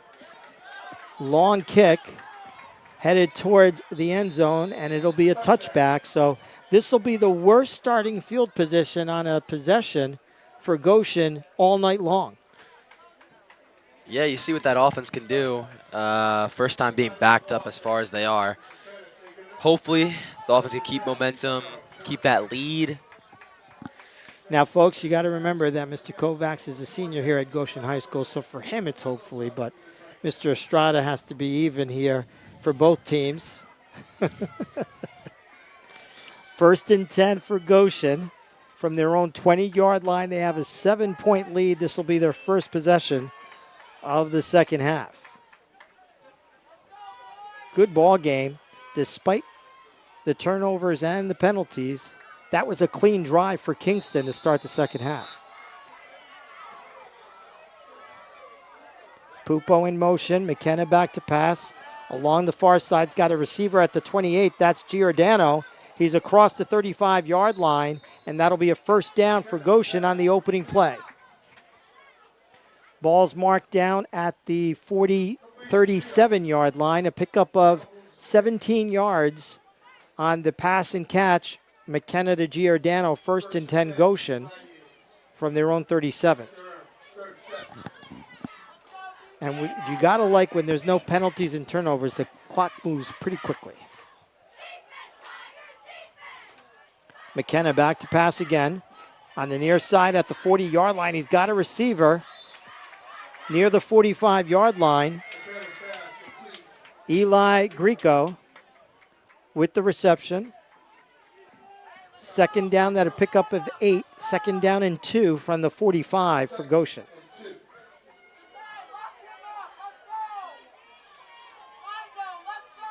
For Greco, I believe that was his first catch of the night for 8 yards.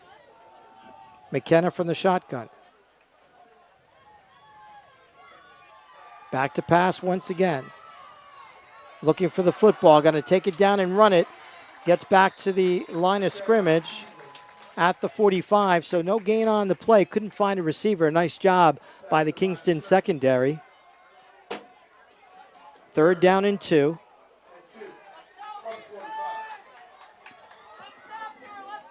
Big play for the Kingston defense. McKenna, handoff right up the middle. It's going to be close to a first down, and he's got enough all the way down to the 49. Nice job on the play by the running back for the Gladiators, Liam O'Hara, to the 49-yard line, a pickup of 4 and a first down, keeps the chains moving for Goshen at their own 49. O'Hara to the right of McKenna. He's going straight back to pass. Got some rush. Safety valve to O'Hara. Does enough to limit the loss to a yard. A nice job on getting pressure, making McKenna get rid of the football early. O'Hara did a nice job to get it to only a 1-yard loss. So 2nd and 11 for Goshen. Good read by that Kingston defense for sure on that play. McKenna, O'Hara. What a play by that defensive front line, led by number 8 for the Tigers, Isaiah Marillion, and then Maddox Rogers cleaning it up. Another yard loss, and now it's 3rd and 12 all of a sudden for the Gladiators from the 47.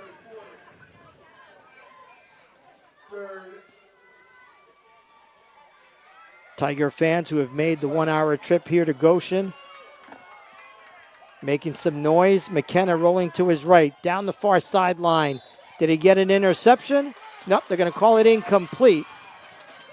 And that'll bring up a 4th down for Goshen and likely to punt to try to get some field position here. But a good stop. Kingston comes out on its opening drive. Goes 80 yards for a touchdown on a drive to cut the deficit from 21-7 to 21-14. And now they're going to get the football right back after the Goshen drive stalls at the 47. That's exactly what Kingston wants, 100%. You get the scoring drive to open up the half. Defense locking down Goshen on their first drive of the half. And momentum might swing here. You got to watch now. There's going to be a timeout, I believe, from Goshen as the play clock was winding down. And you really don't want to waste those timeouts early in the second half. So this has turned out to be a really nice ball game here at the Coliseum in Goshen, with the Gladiators holding on to that 21-14 lead, 4:51 remaining here in the first half. We'll take a break here from the Coliseum, 21-14 Gladiators. Looking for exceptional yet affordable live streaming services for your corporate or sports event? Then we've got you covered. At New View Multimedia, we specialize in live streaming and photography services that are designed to make your event a success. Utilizing the latest technology, we ensure that your live video reaches your audience in the highest quality, no matter where they watch. And with our beautiful editing, Ed Diller, Anthony Kovacs, Justin Wiley, bringing you all the action with Goshen leading Kingston 21-14. 4th down from their own 47 for the Gladiators. Goshen in blue with the red letters going from right to left on your screen. High punt, fair catch called by McDonald at the 27-yard line. So it'll be 1st and 10 for Kingston. They trail by 7 at their own 27-yard line to start their second drive of the second half with 4:41 left in the third.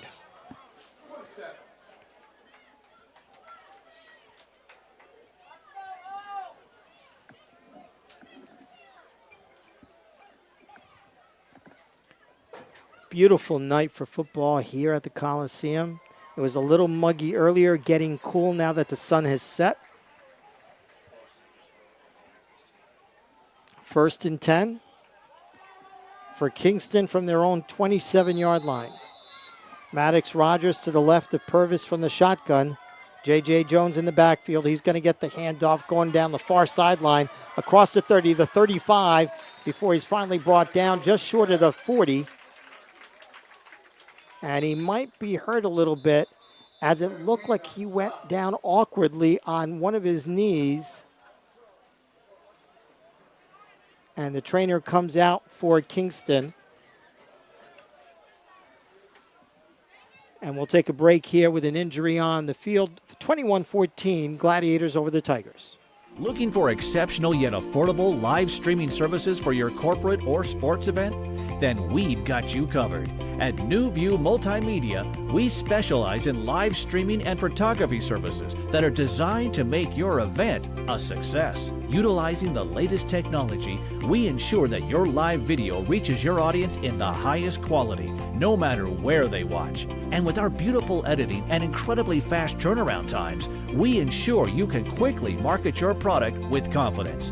Just visit newviewmultimedia.com today to learn more about how our customized solutions can work for you.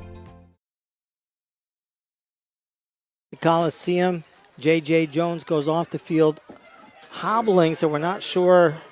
I know it was a leg injury, but we've got 1st and 10. He got the first down at the 40-yard line for the Tigers. Pitch this time. Across the 40 to the 45, a flag on the play. Across midfield. Isaiah Marillion with what would be a first down, but likely coming back. Yeah, looked like holding on the edge. Kingston grabbing number 6, Enzo Pupo, Goshen. That's what the call is going to be. It'll be a spot foul from the 47-yard line. So they'll mark 10 They marked it more from the 44, it looks like. So they'll mark 10 yards off and put the ball at the 35-yard line. So it's going to be first down and 15 now for Kingston. We'll keep an eye on whether or not J.J. Jones comes back into this ball game. Right now he's getting treated. Purvis from the shotgun. That's Rogers in the backfield. Give to Rogers right up the middle. And it takes 3 or 4 Gladiators on just about every Rogers carry to bring him down. But the Gladiator defense minimizes the gain to about 3 yards to the 39. Second down and 11 for Kingston. 3.5 remaining here in the third quarter, trailing by 7. Dual receivers to either side with Rogers to his left, Purvis back to pass. He's got a receiver on the far side, and reading that play from beginning to end was Giordano for Goshen after the ball was caught by Sanyas Lyons for the Tigers. It's going to be a 2-yard loss back to the 37, and it's going to be third and 13 for Kingston. Beautiful job by Jake Giordano reading that play and coming up with the big stop. This time trips receiver to the near side. And that's the side that Purvis rolls to, looking way downfield. He's got a receiver. Guess who it is? J.J. Jones with a big catch for the Kingston Tigers inside the 20. First down for Kingston. I guess that leg injury wasn't nearly as bad as we thought, because he had that burst of speed, was about 4 yards beyond the secondary, and Purvis got him the football from the 37-yard line.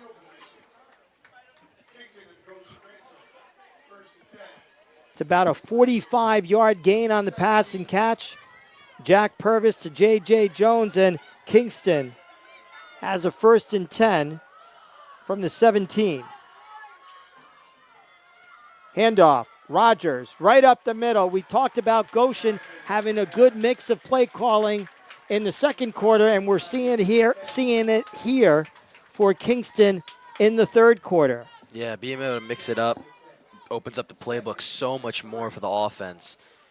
And with that play by J.J. Jones, being able to come back from an injury and just making a splash play, how incredible. Second down and 3 after the 7-yard gain from Rogers. The ball's at the 10-yard line. Over the middle, into the end zone. Just didn't give enough time for that play to develop, I thought, with Purvis. And he had some time. He was trying to find Armando Medley across the middle in the end zone. But it looked like he threw the ball a little, maybe like a second and a half too early. Didn't allow Medley to get to the spot. Yeah, just let the play break down. Be able to hit your open man. Third down here at the Coliseum. It's a 7-point game. The team in white, the Tigers, trailing Goshen 21-14, but they're driving at the 10-yard line.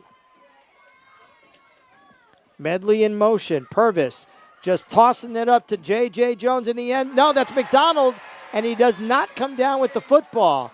A nice job recovering on defense by Gene Lewis. It looked for a second like McDonald, who's probably got the wind knocked out of him. He's down in the end zone.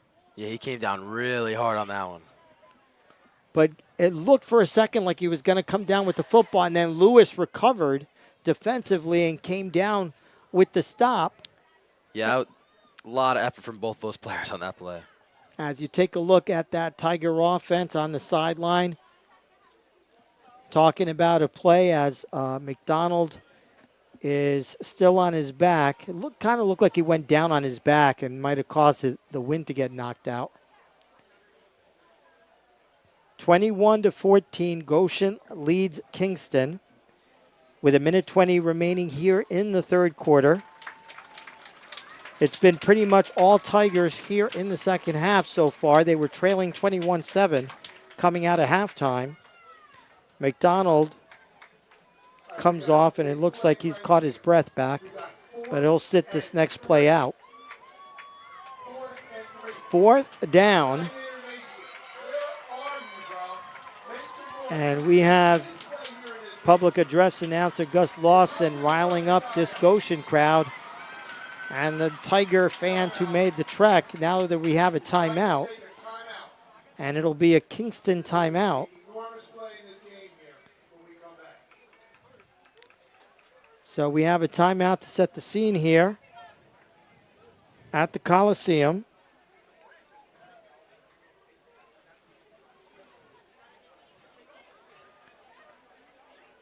(21-14) for the Gladiators. They're just holding on, but they got a big 4th down play defensively if you're a Gladiator fan, offensively if you're a Tiger fan. 4th and about. They can get the first down. Don't put it past them that Maddox Rogers, the big guy, could surprise them because I'm guessing that the Gladiators are going to be in pass defense here trying to prevent a touchdown. Yeah. But forgetting that you can't pick up a first down here with a 3-yard pickup. Yeah, the defense definitely going to be looking at the flats. But Maddox Rogers, number 0 from Kingston, he is bulldozing people in this game. On the far side is Egan Banbury. Far side of the field. They're going to go with the Wildcat here.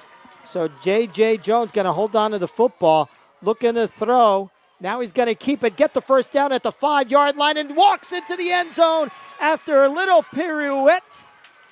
And he scores for Kingston, and they're a point short of tying this ball game up with a 1:11 remaining in the third. That was pretty. Yeah, what a swing of events here in the second half.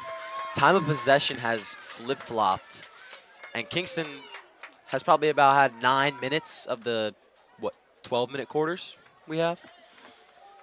Now, there is a heavy discussion by head coach Scott Ricketson with the referee. Not sure what that's about. There were no flags on that play. And the point after being tried, the big one, it was a low snap, but the kick gets up, and it's through and true. And with 1:11 remaining in the third quarter, a couple of touchdowns on 2 drives here in the third quarter has tied the ball game up for Kingston.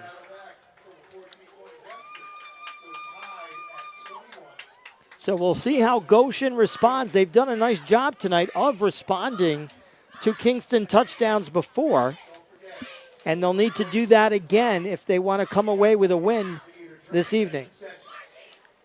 What a flip for Kingston in this second half. And it came with the running game in that first drive. That set the tone a little bit and put Goshen defensively on its heels. Yeah, they've got to be tired here. The possession just... This defense for Goshen has been on the field for 3 quarters of this quarter. Yeah. At least 9 minutes. If not more than 3 quarters, because they were on a 3 and out on their opening series. So Kingston will kick off here. Right down the middle. And goes into the end zone for a touchback. And for the second time, Goshen will have to start from its own 20-yard line. And I was wrong.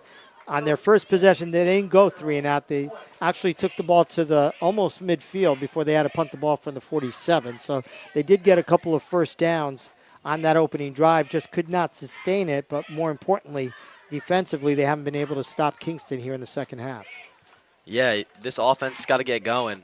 If you want to be in this game, you want to stay in this game for the fourth quarter, you can't let those 2 drives keep you down. 1st and 10, Goshen. All tied up. Last minute of play in the third quarter. And there's going to be a flag on the play. And that looks to me like too many men in the huddle. Yep, illegal participation flag against the Gladiators, and that mistake's going to cost them 5.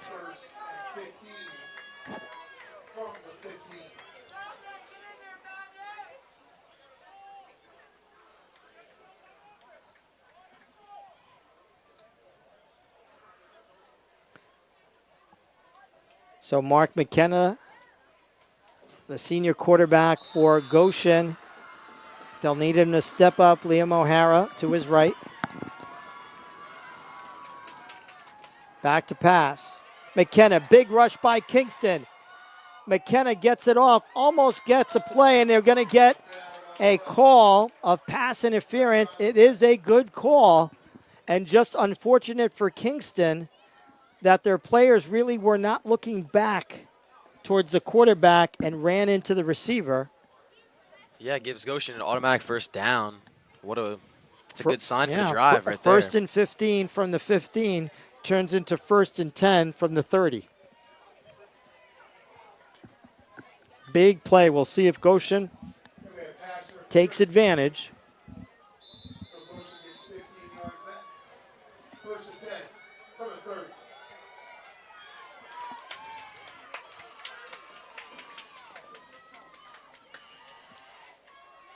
Handoff up the middle is O'Hara.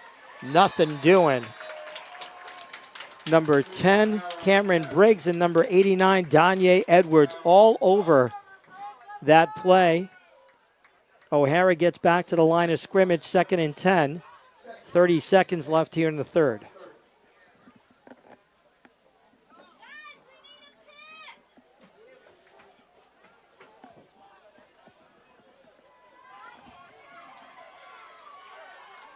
McKenna looking downfield, big rush, gets rid of the football towards the sideline, had to get rid of it faster than he wanted to because of that defensive pressure by Kingston. Gene Lewis was the intended receiver. It's going to bring up 3rd and 10 from the 30.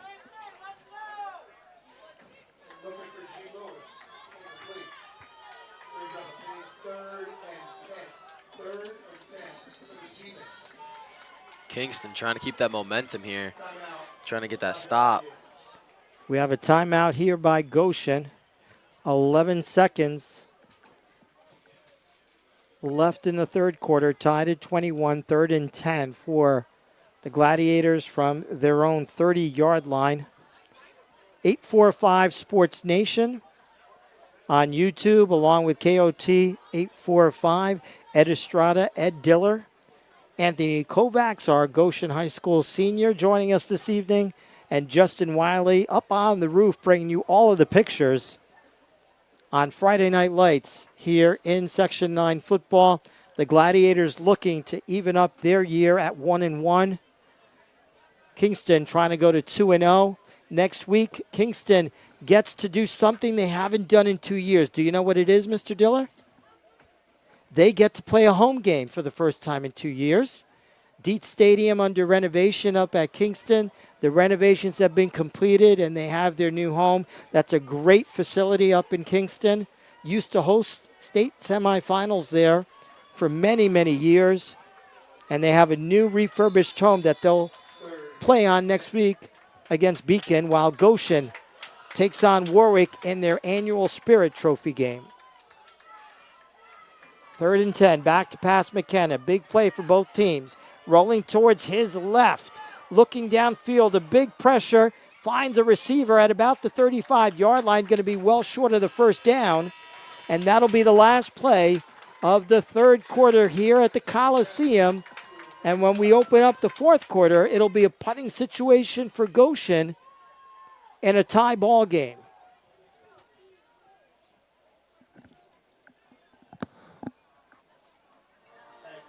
Middletown's finally put a score up on the board. Their extra point was no good, so it's 28-6 Warwick in that ball game.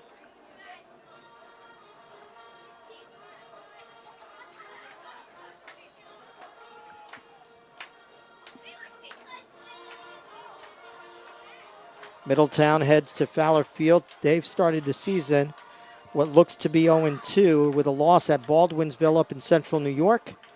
And a loss at Warwick would make them 0-2 going into their Erie Bell matchup against an undefeated 2-0 Port Jervis team. I'm assuming the Red Raiders defeated Liberty tonight. They were up 14-0 last I heard, coming off of last week's win here at the Coliseum against Goshen. So a lot of great Section 9 football going on. I know last we heard Monroe Woodbury defeated Cornwall 18-9. That's a big win for the Crusaders. Next week, Cornwall heads to Newburgh to take on the Goldbacks. And last I heard, Newburgh was losing their ball game against Minisink. So we'll see what happens next week as some teams try to turn around their season. Back to punt the football. Smith, who's had a good night kicking the football, comes down at about the 35-yard line, still on his feet, across the 40.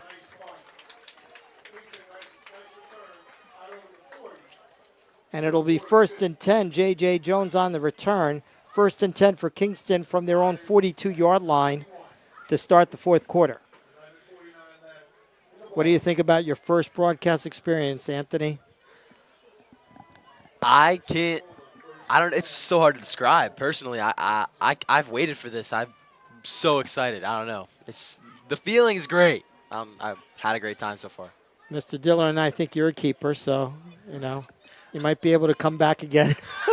I appreciate that. I appreciate that a lot. And thank you just for letting me get this opportunity. Thank you so much. Handoff to Jones at the 40-yard line, and all of a sudden, this running game for Kingston is getting 4 and 5 yards at a clip. 5 on that play for Jones, out to the 47. And it's going to bring up second, we'll call it a long 5, from just beyond the 46-yard line for Kingston. Looking to go back up on top. They led this ball game 7-0. Then they led the ball game 14-7. But now find themselves tied after coming back from, it was 21-7 Goshen.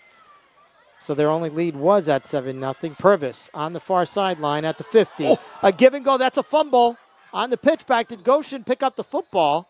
Looks like it. And they did. A mistake. Really did not need that. I believe the reception was by McDonald. Tried to pitch it back to Jones. Now, if Jones comes down with the football, he would have been off down the far sideline. But it looked like he was surprised he got the pitch. Yeah. And Goshen comes up with the mistake at midfield. That's just not good communication by the two awesome offensive players from Kingston. Everything looking right for Kingston. All of a sudden, a mistake. I tell you, and Mr. Diller probably remembers this. You never saw that play until 1 year in a playoff game. San Diego Chargers at the time against the Miami Dolphins did that. I forgot who the tight end was who did it. That's called what? Hook and ladder? Yeah, yep, absolutely. You would know that, Mr. Fireman. Don't tell anybody. But now you see it so often. You see it a lot more. You used to never see it until it was successful for that play because it's hard for the defense to react. Yeah. The only time the defense gets to react is if they fumble the football and they're able to recover, which is what happened here for Goshen.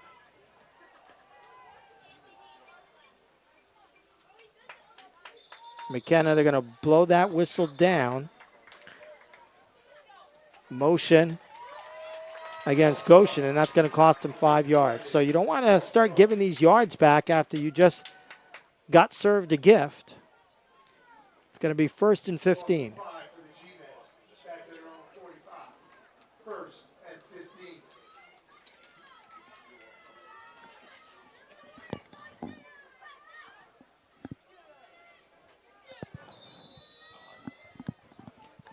Goshen will restart it here again. McKenna from the shotgun. That's Lewis now to his right. The give to Gene Lewis. His first carry across midfield. Does a nice job and a good gainer on first down. Gets about 7 yards on the play. So he picks up the penalty yardage. They're going to actually give him 6. So picks up the penalty yardage plus 1. Bringing up 2nd and 9 for Goshen from the Kingston 49-yard line.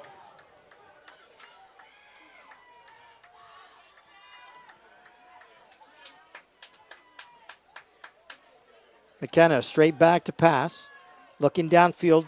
Good coverage by that Kingston secondary. Finally unloads and couldn't hook up downfield with Lewis. Defended well on the play by Jonathan No. And that'll bring up 3rd and 9 for Goshen.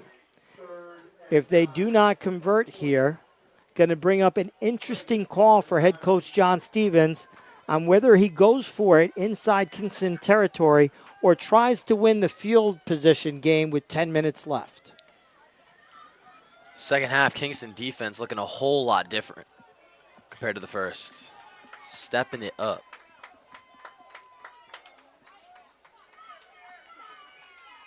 McKenna over the middle. Had a receiver off the hands. Threw it a little bit behind number 6. That was Enzo Pupo trying to come down with the football.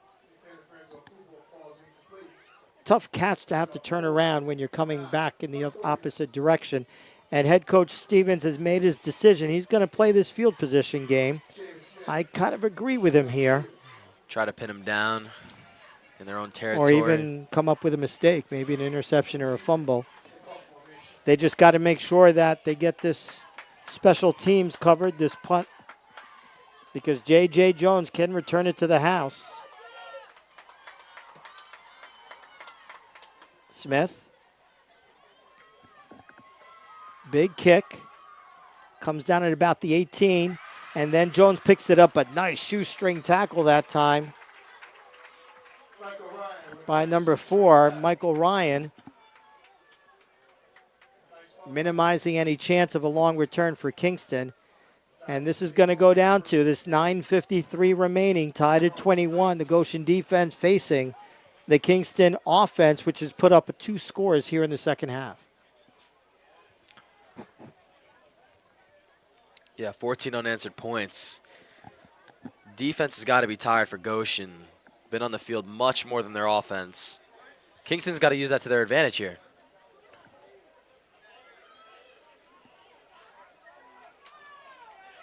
Who's going to win this ball game? It is up in the air. We're tied at 21. Give us to Jones. Upfield, dodges a would-be tackler. Would have been a loss in the backfield. Instead, it's a big gainer on first down all the way down to the 29-yard line, and it might be enough for a first down, and it is. One of the Goshen players came darting through that backfield and took a lunge to try to take Jones down, but was unsuccessful. And that busted him open for a first down carry of 10 yards.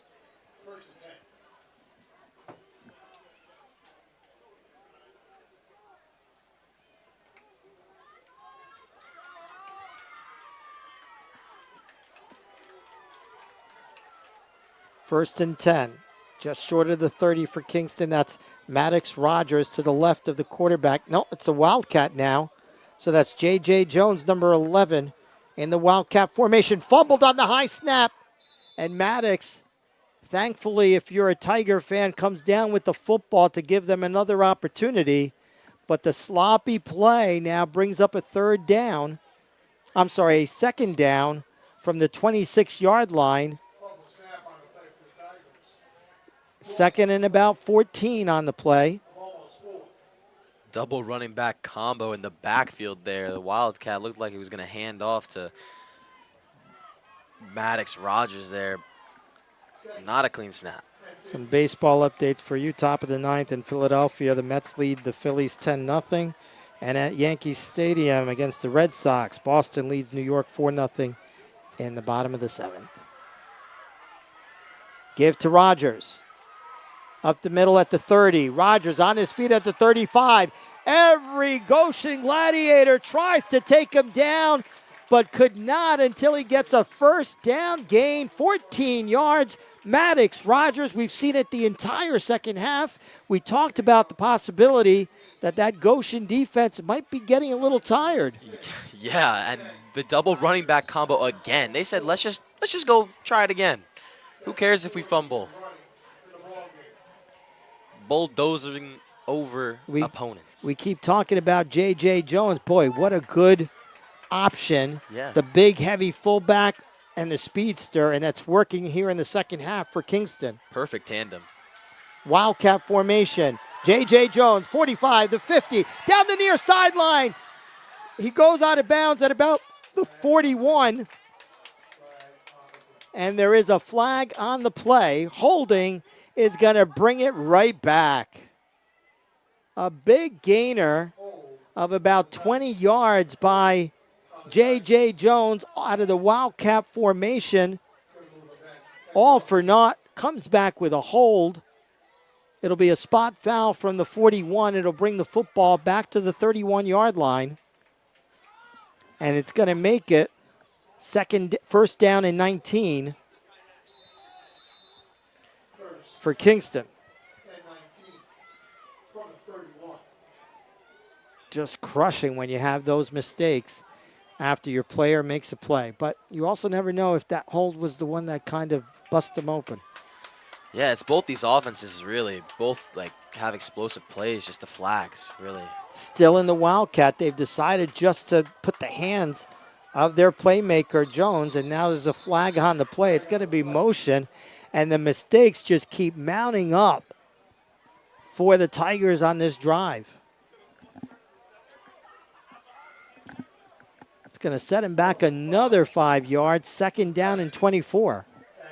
First down and 24, that is, from the 26.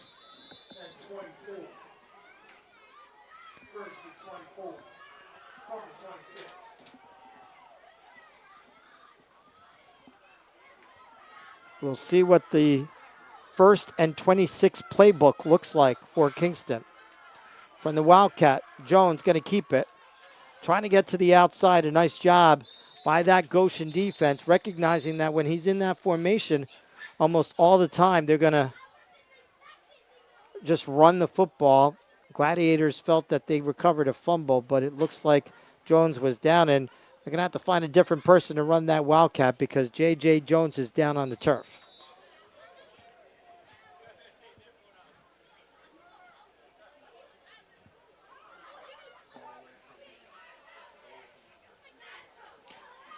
So both teams head into their respective sidelines while the trainer takes a look at J.J. Jones. Remember that he went out earlier in the third quarter on a play for a couple of plays. Yeah, but then he came back and had that splash play. Hopefully he'll be all right. So 6:08 remaining in regulation. Yep, now we got to start talking about regulation because we're tied at 21. Yeah, 6 minutes remaining. You never know what could happen. Nice crowd here at the Coliseum watching a great one. By score standards, I can't say that the quality, is still working out the Kingston week 2. A lot of penalties by both teams, a couple of turnovers.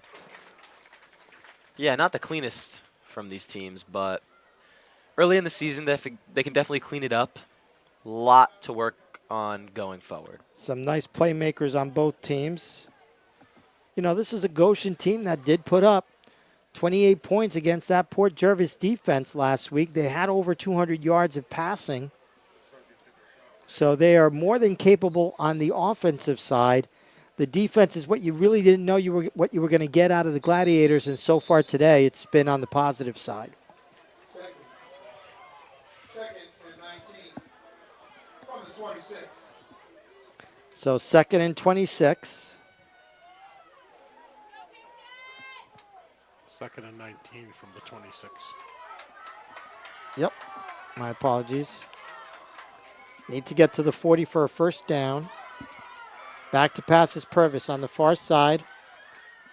Not going to get much off of it. As a matter of fact, probably going to lose a yard on the play. And my apologies, they need to get to the 50, not the 40, for the first down. And this is going to bring up 3rd down. And I think I was right, Mr. Diller, because the ball is marked at the 25-yard line, and they need to get to the 50, which means that's 25 yards. Last I counted. Think you might be right. I don't know. It's that Middletown education. I will give you the number the PA announcer said. I got enough over here to do. So 2nd and 25. Purvis back to pass. Incomplete. No one anywhere within 10 yards on that reception, and it's going to be 4th down. And an opportunity here for the Gladiators to come away with some good field position in what could be their last possession and last opportunity to win the ball game in regulation. Yeah, you got 5 minutes, 17 seconds left. It's a lot of time, but if you run your offense correctly, you can really chop that down. First things first, for Kingston, they need to be able to successfully punt this football. Gene Lewis on the near side. I believe that's O'Hara on the far side. And that's O'Hara calling a fair catch just short of the 45-yard line, or they'll mark it right at the 45-yard line. 1st and 10 for Goshen. And we'll set the scene once again. 5:09 remaining in regulation from the Coliseum in Goshen, New York. Ed Estrada, Ed Diller, Anthony Kovacs, and Justin Wiley bringing you the action on 845 Sports Nation and KOT 845. Our friend Isaac Caetano sending us the scores. Tied at 21. Goshen trying to get its first win of the year. Kingston trying to go 2-0. McKenna from the shotgun. It's number 18, I believe, or 16. The give. Nice job by that defense. Number 14 for Kingston. Reading that plane, Darian Wood. It's going to be a big loss all the way back to the 36-yard line. Actually, they'll mark it at the 40-yard line. I was looking at the far official. Loss of 5 on the play. 2nd and 15 from the Goshen 40 for the Gladiators.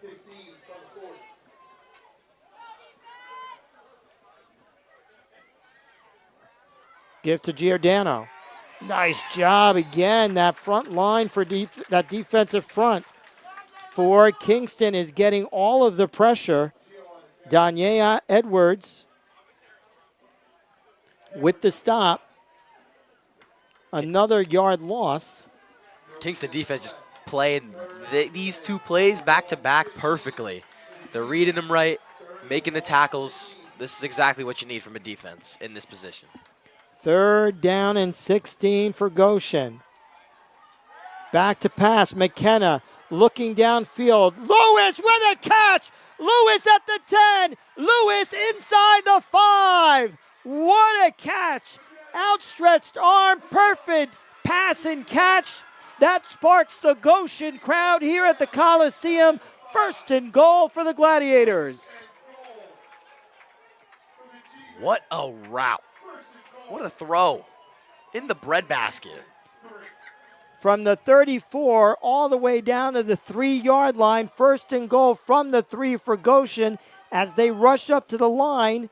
Giordano under center. Going to take it.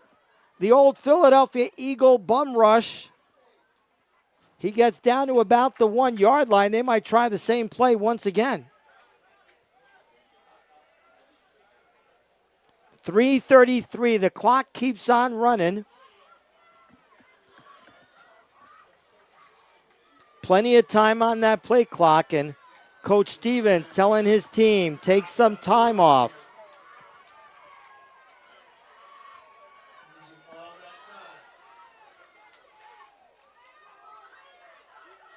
Giordano is going to be the one again under center.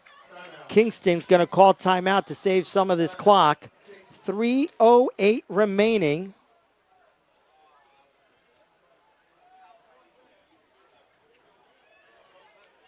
$63 yards on that connection from Matt McKenna to Gene Lewis, hitting him in stride.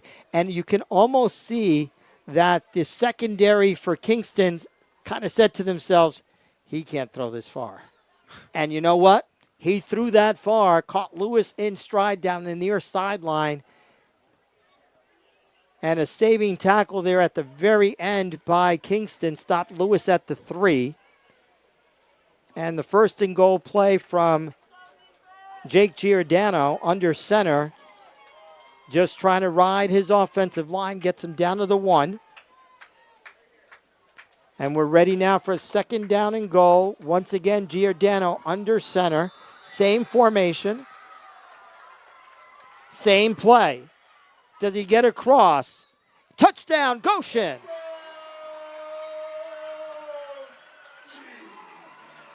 One yard out. Jake Giordano gives the Gladiators a 6-point lead with 3:04 remaining here in regulation.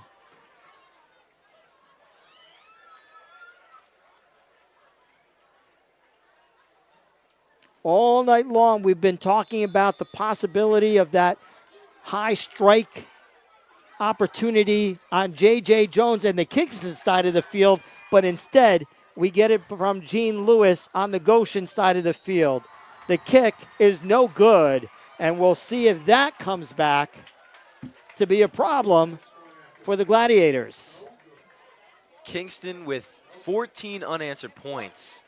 Goshen seeming quiet, just quiet the second half. And finally, they make something happen and score, but the missed PAT. Yep. Seamus Smith has had an outstanding night kicking the football too, so it's unfortunate that he missed that extra point at this point in the game, leaving a little bit of a window open for the Tigers to come right through with 3:04 remaining and Goshen leading 27-21.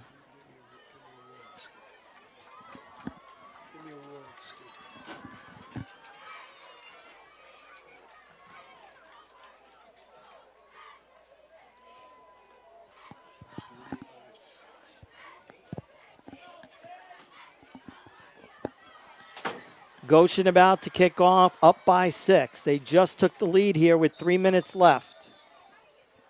Seamus Smith with the low liner coming down at about the 10-yard line. Number 5 is McDonald with the football. Nice job by that special teams for Goshen on the coverage, as McDonald had a head of steam heading off of that kick and gets it 1st and 10 at the 35-yard line. And that's where the Tigers will take over on what's likely to be their last opportunity to come away with a win.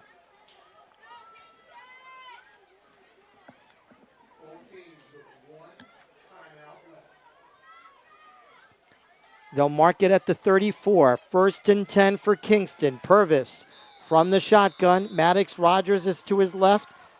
Jones is back into the ball game after that injury. He's got the football off the lateral at the 30. Nice move that time. Number 4, Michael Ryan, has had a beautiful game defensively for the Gladiators. Comes up and makes the stop for a big loss to the 30-yard line. It's going to bring up 2nd and 14 for Goshen, for Kingston from their own 30-yard line. Purvis. Again from the shotgun, going straight back to pass. Slight roll to his right. Looking down the far sideline in double coverage. Trying to find J.J. Jones, but he had 2 defenders on him. Jake Giordano being 1. And number 6, Enzo Pupo. And I just got text. Newburgh beat Minnesink 26-14. And Newburgh comes back. They were down 14-7 in that ball game. So nice comeback from the Goldbacks as now they head home to play Cornwall next week, who's coming off of a loss at Monroe Woodbury. So a lot of things happening in Section 9 football, and we hope you continue to watch the coverage right here on 845 Sports Nation and KOT 845. Purvis finds a slot receiver at the 35 and the 40. That's McDonald. And he's going to be just short of a first down at about the 42-yard line, where it'll be 3rd down and about 2 yards. 2:02, 2 minutes remaining in the ball game. Clock continues to run. 4th down here. If you're Kingston, So this is the play. It might be Maddox Rogers right up the middle. Jones in the backfield. That's Rogers right up the middle. And he bowls him over across the 45 And every single time the Gladiators have hands on him in the backfield, but they can't bring him down. He's too big a load. Yeah, that's called a confident play call right there. You know your guy's going to get that first down, and that's how Kingston's got to play this drive. They got to play confident. Clock running, 1:26. First and 10 from the 46 of Kingston for the Tigers. Rogers to the right. Purvis giving him some direction. He's got the football again right up the middle. I'm a little surprised now as the clock's starting to run down. I did hear a whistle, but the clock continues to run, 1:02. Second down and 7 after the 3-yard gain by Rogers. Tiger fans in the stands getting a little impatient with the pace here. Under a minute left, 50 seconds, and doesn't seem to be a lot of motivation. And finally, head coach Scott Ricketson calls a timeout. A lot of wasted time by the Tigers on offense. Seemed to be no urgency on getting a playoff. With 44 seconds now left, they haven't moved the football. I believe there was a minute 10 left after that last play, and now there's 44 seconds left. Yeah, and that's your last time out. If you run the ball again and you're in bounds, you don't know how fast your offense is getting to the line of scrimmage and getting to spike the ball. And don't take a step backwards. And don't take a We step. learned that in the first half. Do not take a step and throw it down. That is a fumble. I didn't say it. That was Mr. Diller, if anybody. I think that's one of those too soon jokes. So here we go. Second down, about 7 yards. The ball is on the 49-yard line of Kingston. They have the football, but they trail by 6 with 44 seconds left. Both cheering sections up on their feet here at the Coliseum. An exciting game over the middle. It's caught, but it's short, and the clock keeps running. Third down. You can't spike it here. 30 seconds. A ball at the 45 of Goshen. No timeouts for Kingston. Purvis still trying to get a playoff. Back to pass on third down, looking downfield. Still looking, throwing it way downfield, trying to look for a miracle. Who comes down with the football? It's incomplete. So it falls down. There were 2 Kingston receivers down there, along with 3 Goshen defenders. Both of the Kingston receivers are on the turf. And I believe, I'm not sure if there's a runoff on an injury, but that was J.J. Jones, along with number 2, Armando Medley. 14 seconds left. Now it's fourth down for Kingston at the Goshen 45-yard line. So 4th and 1 from the Goshen 45 for Kingston. And they'll need to get a first down here just to keep this game going. The Gladiators are 1 play away from notching their first win of the year. Hopefully that O-line can hold up for Jack Purvis, number 1. He's the only one back there from the shotgun, straight back to pass. Going way downfield. He's got McDonald open. Did he come down with the football? He did not. It falls incomplete. And Kingston's agony is Goshen's celebration. 8 seconds left. And what a bounce back for head coach John Stevens and the Gladiators, coming off a 61-28 loss to Port Jervis on this very field last week. They've turned their fortunes around and are about to come off the field with a 27-21 win. There's 8 seconds left, and all Mark McKenna needs to do, or Jake Giordano, whomever, all they need to do is take a knee. Don't spike the football. Was that too soon still?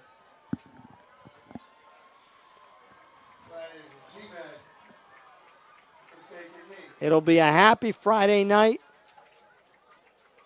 and that'll be McKenna taking it under center. takes a knee, and that's going to do it. From the Coliseum, a late touchdown, a late long pass that resulted eventually in a Gladiator touchdown from Mark McKenna to Gene Lewis, about 63 yards on the play, all the way down to the 3-yard line, and then 2 runs by Jake Giordano into the end zone. The last one from a yard out gives Goshen a 27-21 win over Kingston here at the Coliseum. Next week, the Gladiators take on Warwick in a Spirit Trophy game. The Wildcats defeating Middletown this evening, so Warwick will come in with a 2-0 record. Goshen at 1-1 in that Spirit Trophy, as Anthony mentioned, trying to hold on to that Spirit Trophy. Kingston, meanwhile, will head up to Dietz Stadium, their first home game in 2 years, at a refurbished Dietz Stadium as they take on Beacon. Anthony, your final thoughts tonight. Great plays from both offense and defense from both teams, I'd say. I think both teams have to clean up some stuff. Penalties definitely a factor in this game. Turnovers especially. But it's week 2. Forget about it. Go on to the next week. Watch film. A lot to work on, but... Absolutely. Great words, Mr. Diller. It was great once again. We hope you enjoyed our initial broadcast of the 2024 Section 9 football season. Your final score from the Coliseum, Goshen 27, Kingston 21. Thank you for joining us and have a good night.